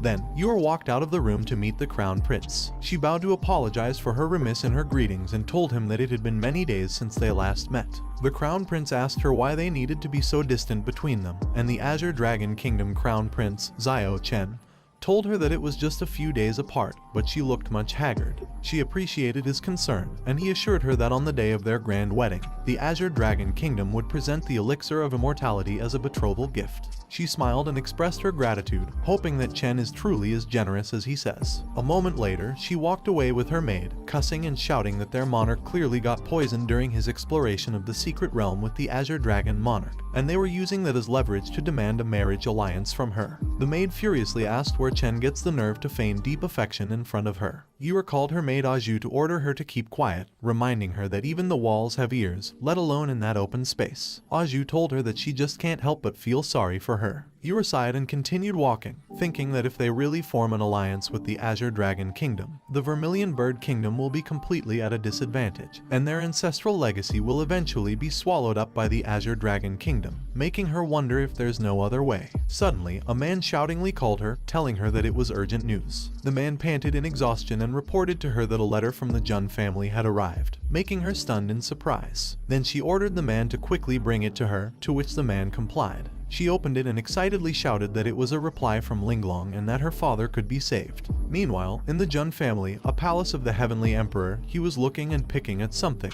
He thought that he should choose the one he picked earlier while Hua Granny, the guardian of the Jun Linglong lineage, asked Linglong what Xiaoyao was doing. Linglong replied that Xiaoyao was probably selecting a mount for his journey to the Fire Prefecture. Hua Granny told her that as a deity, Xiaoyao should be riding the 9-dragon carriage and asked her why Xiaoyao was choosing among those exotic beasts. She replied that Xiaoyao didn't want to draw too much attention, not because he was afraid of causing trouble. But when Yura talked about repaying with national allegiance, she meant she'd submit to him and become his personal vassal, to which Linglong replied yes. Then she explained to Hua Granny that behind every Jun family member's ranking, they have their own vassal forces, and even the 10th ranked Junjan Jian has the ancient sword secret obedient to him. So, although the Vermilion Bird Kingdom's power has waned in recent years, a starving camel is still bigger than a horse, and the princess carries the Vermilion Bird Divine Fire, making her a prodigy in the younger generation. He teasingly asked Linglong if she is not just interceding for the sisters, making her stunned in disbelief for a second. Then she acted while telling him that she would never because she is devoted to him, and asked him how could she deceive him for the elixir of immortality for the sake of outsiders. He told her not to act anymore and explained that it was just a joke. Then he seriously told her that he also doesn't want to accept every Tom, Dick, and Harry under his wing, so whether the Vermilion Bird Kingdom deserves that elixir of immortality, he wants to see for himself. She realized that Xiaoyao's actions are always different from ordinary people, so she thinks the future she glimpsed that day is true. But then Xiaoyao excitedly called her and showed her the lamb while telling her that they should ride it to the Fire Prefecture because it was a first-class divine beast. The lamb spits out, making her stunned in disbelief, and she tells him that she refuses. A moment later, she tells him that there is one more thing that requires his decision before setting out, and asks if he has time. He asks her what is up while excitedly riding the lamb. She replied that it was Lan Qingya and reported to him that she temporarily confined Qingya in the dungeon, and the clan elder instructed that he handle that matter. He tells her that it is the noisy little girl and asks her what she thinks he should do with Qingya. She replies that if he colludes with foreigners and brings harm to his family, he will be punished according to the clan rules. He asks her if it was crucifixion, and she replies that he is correct. Then, she explains to him that crucifixion involves securing the limbs of the guilty to wooden stakes and exposing them to sunlight until they wither. He thinks that the method of torture, whether by rotation or other means, varies among different cultures. Then he orders Linglong to get a pen and paper, making her confused, and she thinks it is for serious business because he calls her by her name normally. He asks why worry about the emperor not coming out if they have him in their family, and tells her that it was a quote from the future emperor. He tells her to write that in the future, it must be assigned for every school-age child to memorize the entire text, and they should remember that for troublemakers like Lan Qingya who jump into foolish actions right away. Article 1 of the quotes of the Emperor Junshin, to kill without teaching is considered cruel, making her surprised. Meanwhile, in Jun's dungeon, Qingya was inside the cell, and someone appeared in front of her, making her say that she finally arrived. Qingya tells Linglong that she has only one request, and it is to give her a good break. She tells Qingya that she was just there to convey Xiaoyao's punishment to her. Then she tells Qingya that she colluded with foreigners to bring calamity to the royal family, so Xiaoyao punishes her to kneel outside the Heavenly Emperor's palace for a year, reflecting on her actions. During that year, she must not leave, regardless of what she encounters. After 1 year, when grievances are settled, she will be expelled from the Jun family, and they will not trouble her again. But if she still harbors resentment towards Xiaoyao, she may choose to cultivate and challenge him on her own terms because he will not refute challenges from anyone. If she persists in not repenting and continues colluding with foreigners against the royal family, then Xiaoyao will crush any forces she colludes with and then personally kill her. On the other hand, Zhuang Jian asked Zhu Wang if Xiaoyao had any specific grievances against him in that matter, and Zhu Wang replied that Xiaoyao probably hadn't even paid attention to the past when he offended him. Then Zhuang Jian asked why he bothers dwelling on it, making Zhuang Jian silent. On the other hand, Tian tells the elder that Xiaoyao is indeed too soft-hearted. But the elder replies that rather than saying Xiaoyao is soft-hearted, it's more accurate to say that in that era of dominance, Xiaoyao seeks the benevolent path that commands the allegiance of the people. Tian agreed that the righteous path is indeed more challenging than the tyrannical one and asked how many can truly gain the allegiance of all the people in that world. The next day, Juk Ancient Kingdom, Royal Palace. Yura excitedly called Linglong, and Linglong smilingly met Yura. Yura tells her that in the end, she still relies on sister men are utterly unreliable, but Linglong just tells Yura not to lift her up and that there is the Kirin elixir, but it is not in her hand. Yura asked her what the meaning of it is, and she replied that her lord said he wanted to see with his own eyes whether that country was worth him bringing the elixir, so he didn't come with her. Yura couldn't believe that there was someone she called her lord and asked her what kind of extraordinary individual could willingly captivate someone as proud as her, but she just awkwardly replied that she'd know it once she saw it. Meanwhile, in the imperial city, a certain restaurant. Someone poured him tea, and he said that it was good tea, but he thinks it would be even better without those noisy guys while he was looking at the man lifting the waiter by the neck, asking the waiter if he was deaf. He reminded him that he asked for the best food and drinks there, yet he was trying to satisfy them with that kind of stuff.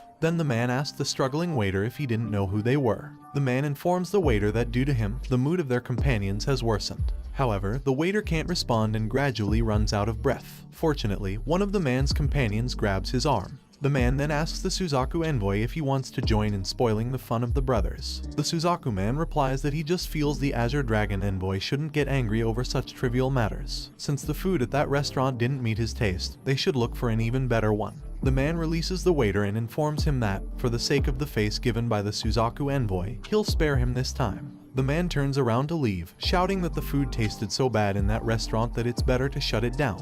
Meanwhile, Xiaoyao is busy eating his fried chicken, thinking that even a wild boar wouldn't appreciate the subtlety of that brand, and is surprisingly ignorant of savoring such exquisite flavors. He believes the man should take a Bigu pill. The Suzaku man asks the waiter if he's okay, and the waiter replies that he is fine. The man gives the waiter some gold coins and advises him to be patient, assuring that it will pass. The waiter respectfully bows to the man, swearing that they will endure, silently observing the scene in front of him. Later, the waiter arrives with his food and informs him that his additional large portion of grilled lamb chops has arrived. He asks the waiter about the identity of those people earlier and whether their ruler doesn't care about someone acting arrogantly in the imperial capital. The waiter explains that he might be unaware, but in the past few years, their ruler explored the secret realm with the ruler of the Qinglong Kingdom.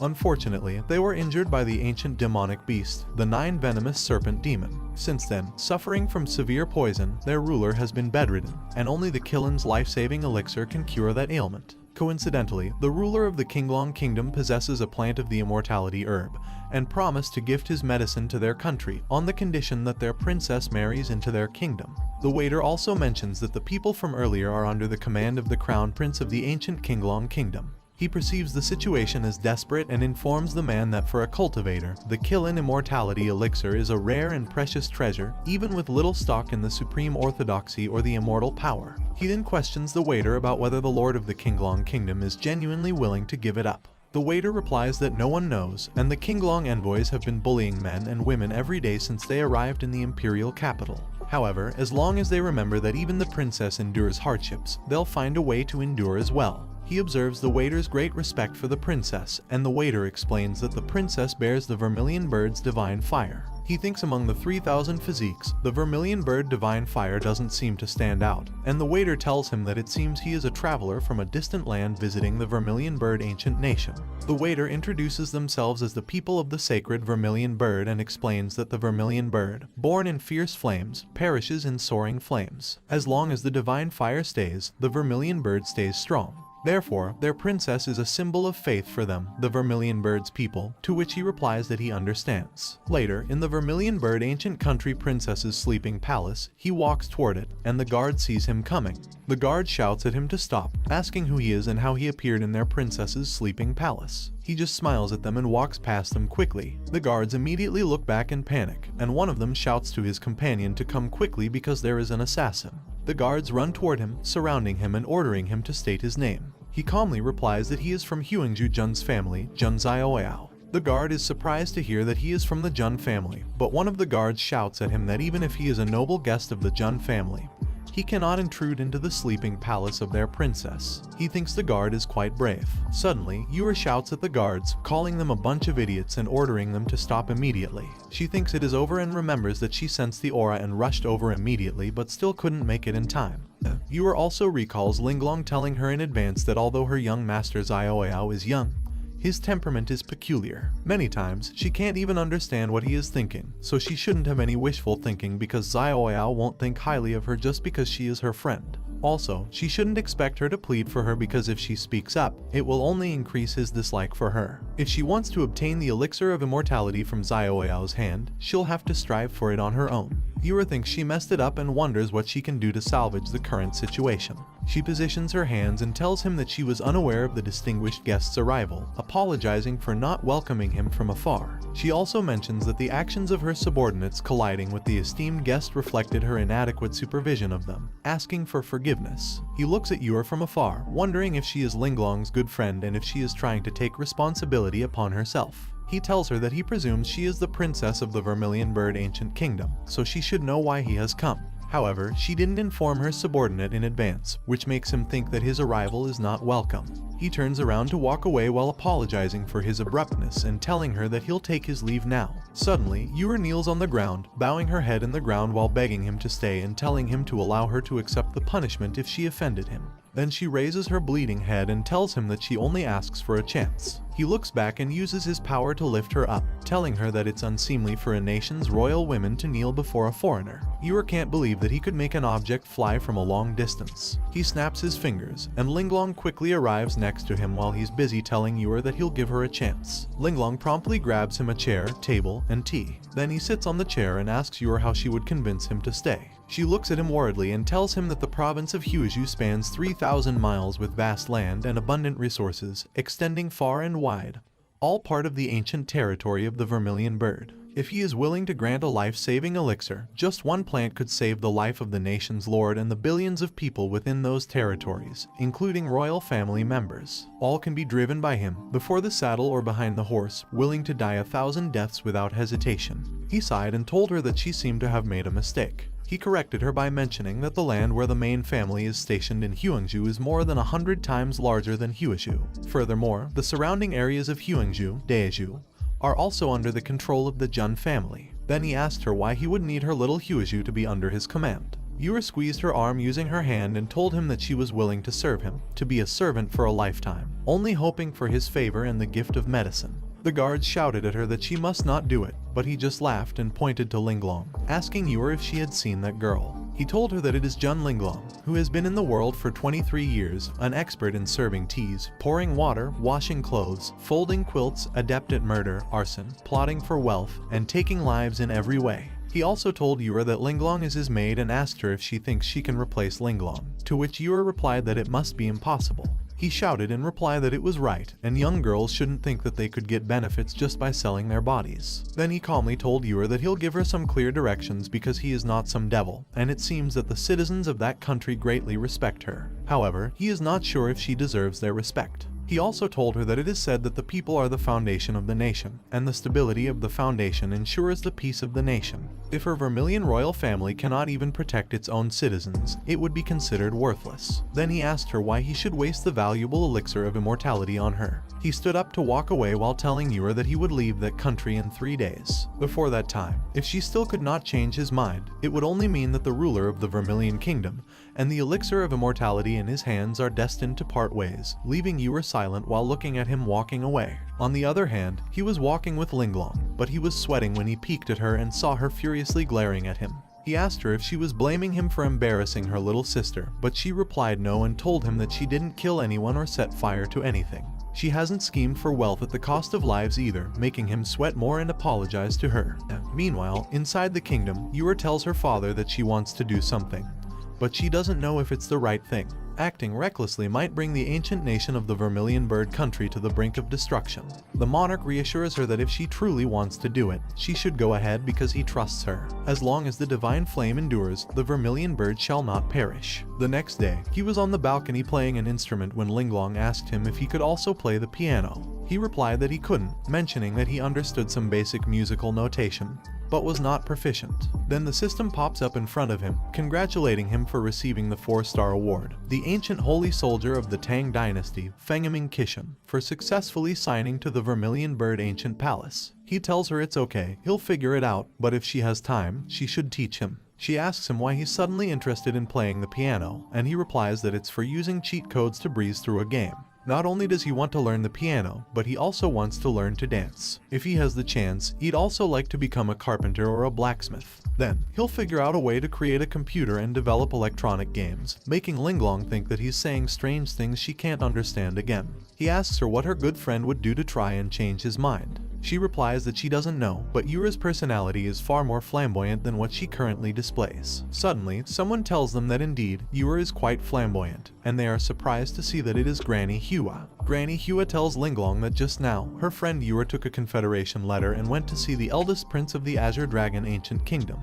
He excitedly asks what kind of broken engagement plot it was and tells them that they should go and watch the show. Meanwhile, in the other guest house, Chen asks Yura what she means by it, telling her that her joke isn't funny at all. She replies that in simple terms, the Vermilion Bird Ancient Nation is officially ending its marriage alliance with the Azure Dragon Ancient Nation from today onwards. She is aware that the Vermilion Bird Ancient Nation has been busy with state affairs lately, so she requested him to return immediately. She also tells Chen that in the future, she will personally visit the Azure Dragon Ancient Nation to apologize. Chen furiously asks her if she is humiliating him, but she firmly replies that it is he who is humiliating her, insulting the entire Vermilion Bird Ancient Nation. Then she reminds him that they claimed the elixir of immortality as the betrothal gift for the marriage alliance, yet the wedding is set 3 years later, which his father can't hold on, and his subordinates daily humiliate the citizens of the Vermilion Bird in the Imperial City, but he never intervened. Then she angrily squeezes the paper in her hand while asking Chen if he is trying to test her limits. She throws the paper on Chen's face and tells him that it is her bottom line. Chen furiously tells her that having support makes a difference, and he hears that a young man in white recently intruded into his palace, then swaggered out through the main gate, which made him presume that it was her little lover. She just turned into another man's plaything, nothing more, selling herself for the elixir of immortality, and willing to demean, which is indeed not qualified to enter the gates of his Azure Dragon Nation. The both of them are silent for a moment, staring at each other, and Xiaoyao, who was eating invisibly, thinks that Chen's brainstorming ability is a bit strong. Then he wonders how Yor would respond to it. She tells Chen that she initially thought he was just a bit refined, but now she confirms that he is quite a scoundrel. Now she genuinely feels, from the bottom of her heart, that he is quite pitiful. Chen furiously asks her what she says. She firmly tells Chen that he can only rely on imagination and insults to salvage his pitiful self-esteem, and as a man, he is pitiful and pathetic. Chen furiously swings his hand, telling her to shut up, and attacks her with it, calling her a derogatory term. Yor gets hit in the stomach, pushed back, and slammed into the wall hard. Chen realizes that he couldn't resist it, but Xiaoyao just peacefully eats while watching them, and Yor is bleeding continuously. Chen realized that she neither defended herself nor dodged his attack, making him wonder what she meant by it. She silently moved, while Xiaoyao wondered if that hit shattered all of Yor's internal organs. However, Xiaoyao was surprised when he saw Yor releasing flame and standing up as if Chen's attack was nothing. She calmly told Chen that with that blow from him, the debt between their countries was now settled, and he was no longer welcome there. He should leave, making Chen angrier and launching another attack toward her. She calmly released her flame to counterattack, but then someone blocked Chen's attack, causing a loud explosion that surprised them both. Xiaoyao was holding Chen's hand while telling Yor that he liked her response and she had convinced him, making Yor excitedly thank him. Chen asked him who he was, and he playfully replied that he was a passing lover who happened to be passing by there. Then, teasingly, he asked Chen if he was surprised. Chen furiously called them a couple of derogatory terms and attacked him with an Azure Dragon breaking the Sky Fist, but he simply blocked it with his hands. Then he told Chen that he felt a bit annoyed when he saw the Dragon Clan now and attacked Chen with his dragon cutting hand. Chen was surprised and pushed out of the house, coughing blood in pain. Yor couldn't believe that Xiaoyao threw Chen away with just one slap and asked Linglong about Xiaoyao's current cultivation level because Chen is considered a prominent genius in the renowned Four Symbols ancient country. But Chen was unexpectedly handled so easily. Linglong replied that Xiaoyao is currently in the God Bridge realm, a later stage. Yor remembered the cultivation realms. First is the Fleshy Body realm, second is the Divine Hidden realm, third is Spirit Sea realm, fourth is the Divine Priest realm, fifth is the True Spirit realm, and lastly is the God Bridge realm. She was surprised and asked if Xiaoyao isn't directly surpassing two major realms. Yor shoutedly asked Linglong how old Xiaoyao is, and Linglong replied that Xiaoyao is only 10 years old but looks quite mature for his age, making Yor exclaim that the world is truly marvelous. On the other hand, Chen slaps the ground and slowly stood up, cursing Xiaoyao in anger. Then Chen throws his coat, shoutingly telling him not to underestimate him. Chen wrapped his hands around his body, releasing a strong thunder. Then Chen released his Divine Palace for Divine Palace 6th level, but Xiaoyao just smiled, knowing that it was infused with dragon energy and thought that some good fortune was at play. Chen called him a brat and ordered him to kneel down while showing him the Azure Dragon Heavenly Seal technique, but he teasingly asked Chen if he deserved it. Then he gathered some of his power in his hand and released his True Dragon Entrapment technique. His dragon easily broke Chen's dragon seal into pieces, descended, and flew straight towards Chen, leaving him stunned in surprise and hits Chen, causing a huge explosion. Seconds later, Chen was lying inside the huge hole, wondering what happened and why he fell to the ground. Then he remembers the true dragon entrapment in front of him and frustratingly realizes that he completely lost to Xiaoyao. Chen looks at him, staring, and becomes angrier, knowing the meaning of his gaze. He jumps out of the hole to attack, shouting for him not to show mercy. He furrows his brow because of Chen's ignorance and puts his fingers down. A lot of equipment flies around Chen, and he rolls his hand to attack Chen with them. Yue shouts, begging him to show mercy, making him peek back in surprise. Chen opens his eyes wider in disbelief. Yue tells him that Chen's death in Vermilion Palace might cause some trouble and asks him if he can throw Chen out and then beat him.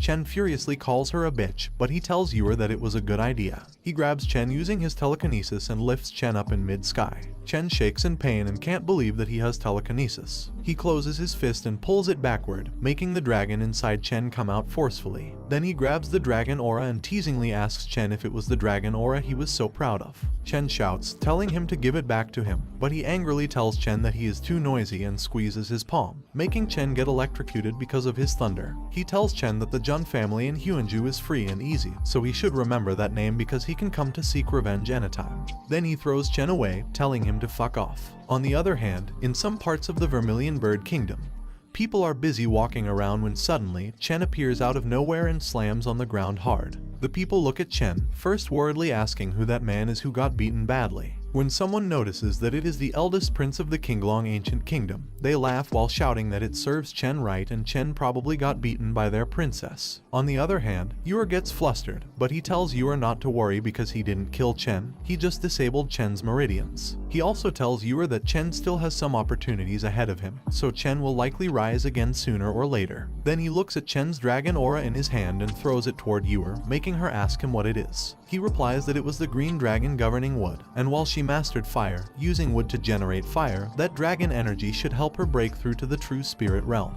She thanks him, but he tells her to hold off on the thanks for now because she should take him to meet her father, making her excitedly smile at him. Then she immediately walks ahead and tells him to come that way. Meanwhile, inside the kingdom, the man checks the pulse of the monarch and sadly tells the old man next to him that it has worsened again. If the Killen's immortality elixir is not found soon, the monarch could be gone. The monarch tells the minister to prepare to draft a decree transferring the throne to his princess, Yue, making the minister call the monarch in sadness. Suddenly, Yue calls her father excitedly and tells her father that his illness can be cured. The man helps the monarch sit up and is surprised to see someone with Yue. He asks Yue who the person standing behind her is, and she replies that he is the young master Jun Xiaoyao of the Jun family. The monarch is shocked to hear it and remembers that some time ago, someone from the Jun family bravely registered the Supreme Ghost Dragon, that sovereign of the Zeroth sequence, making him not expect Xiaoyao to come in person. The monarch tells Yue to help him up because he can be so disrespectful when a noble guest arrives, but Xiaoyao tells the monarch that he doesn't have to do it, and they should skip those formalities. Then he summons something in his hand and shows elixirs while telling the monarch that the princess of his esteemed country has passed his test, so he will keep his promise and gift him an immortal elixir. The monarch knows that every emergence of the immortality elixirs stirs up ripples in the vast desolate and immortal realm, making him unable to believe that Xiaoyao casually produced 4 elixirs. It makes him wonder if it's the profound heritage of an ancient and venerable family. He tells the monarch that if he accepts that immortality elixir, he must also keep his promise that the Vermilion Bird ancient nation will submit to him and become a vassal state under his personal dominion. The monarch looks at him in silence for a moment, looks down, and calls Yue, who is at his side, in approval, to which she nods her head. Then the monarch kneels in front of him and respectfully tells him that the Vermilion Bird ancient nation is willing to pledge loyalty to him. Even if they have to go through fire and water, they would not hesitate, to which he replies that it is excellent. On the other hand, Chen was walking while dragging his feet. The people teasingly asked if he wasn't the elder prince of the Azure Dragon Ancient Kingdom and why he was acting like a dog.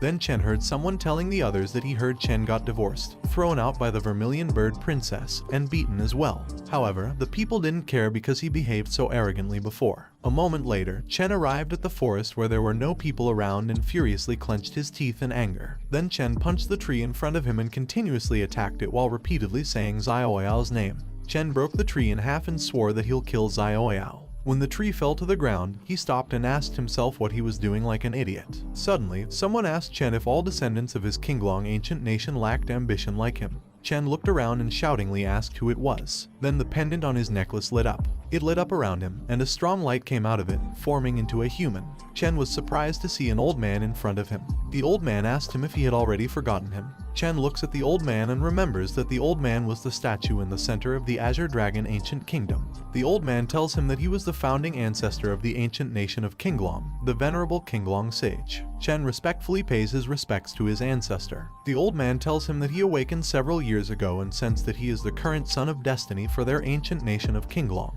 He has infused a considerable amount of dragon energy into his body, but unexpectedly, he ended up making a wedding gown for someone else. Chen shouts at the old man, telling him that with just half a step, he could enter the realm of the Quasi-Supreme, and he asks the old man why didn't he just take action to kill Xiaoyao. The old man replies that he was bewildered, and his current strength was a mere fraction of what it used to be. Then the old man asks him if he knows who Xiaoyao is. In response, Chen asks the old man if Xiaoyao isn't just a descendant of the Huangju Jun family. The old man tells Chen that he has been talented since childhood, yet he is trapped in the limitations of the present, and the news hasn't reached the spiritual consciousness residing in his ring. Then the old man explains to him that Xiaoyao is the divine son of the Jun family, a Zeroth in the lineage. Just recently, the ancestor of the Jun family personally killed a peer, the Supreme Phantom Dragon, who was on par with him. Also, the Jun family has produced madmen for generations.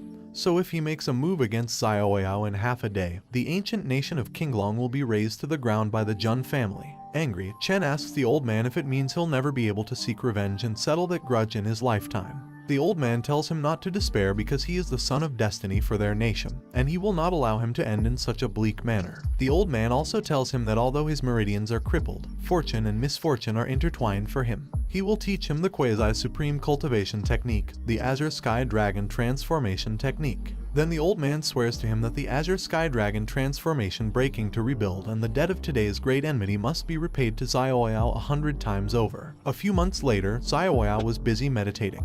Then a strong power came out of his stomach, which he held and focused on. Yuer tells Linglong that in just a few months, Xiaoyao reached complete mastery of the Divine Bridge realm, which is truly astonishing. Xiaoyao's cultivation speed is commendable. Linglong tells Yuer that in terms of Xiaoyao, the speed is considered slow and thinks that she has spent more time practicing the immortal killing sword technique. A moment later, Xiaoyao opened his eyes and asked them what brought the two of them to look for him. Linglong grabs something in her clothes and tells him that the letter sent to the Jun family is the message sent by Zhuangjian. He wonders for a moment who Zhuangjian is, and then he remembers that it is the young lad with thick eyebrows. Then he asks Linglong why his sword clan brother is looking for him and if there's any particular reason, to which Linglong replies yes. Then he opened the message and read to him that Zhuangjian called him the respected son of God to tell him that in the southern Yuandao province, there are signs of an extraordinary occurrence with the aura of a supreme being permeating the surroundings. If there is no accident, it seems the secret treasure of the Yuan Heavenly Supreme is about to emerge. So he wishes to inform him of that matter and salutes him with his sword.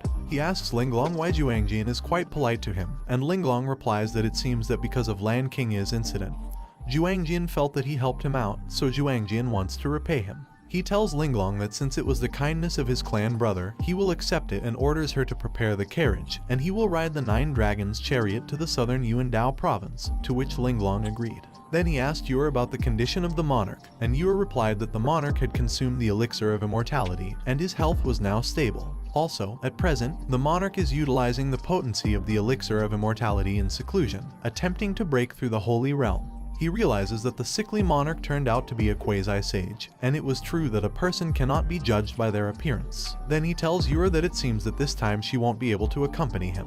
If she handles the state affairs diligently, there will be plenty of opportunities in the future, so she should remember to maintain a humble heart but not lose her resilient spirit. If there is urgency, she should feel free to send a message to him through Linglong. Also, a person of her lord's free-spirited nature should never tolerate humiliation, to which she respectfully replies yes. Meanwhile, in the 3000 Dao provinces, the state of Kun, an abandoned place where the territory is barren, bandits are rampant, and monsters plunder the sky. A monster opens its wing and flies in midair freely, while Chen is standing on a high stone, looking at the flying monsters. The eldest prince of the ancient Qinglong kingdom, Xiao Chen, stands strong and punches the air with all his force. He then jumps forward toward the flying monster and attacks it with his Azure Dragon's sky-rending grip.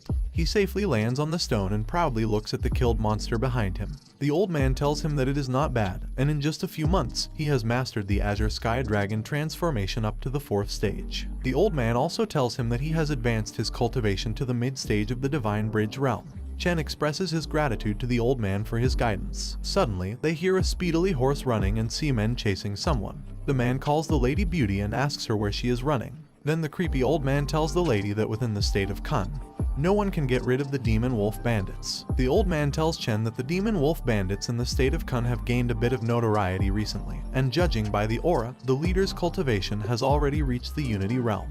Chen tells the old man that at the pinnacle of a divine bridge, spirit and body meld, attaining a harmonious union, possessing such cultivation, yet that man is willingly descending into decadence in that desolate land. On the other hand, the lady is running away, thinking that the men are hateful, and if only she could utilize her cultivation, she wouldn't have been entangled by those annoying troublemakers. The leader of the bandits shouts to the lady that she'd better come home with him honestly. Suddenly, someone jumps toward the bandits' leader and lands in front of the lady. Chen looks at the bandits, while the lady looks at him in surprise and confusion. He calls the bandits a bunch of petty thieves and orders them to leave.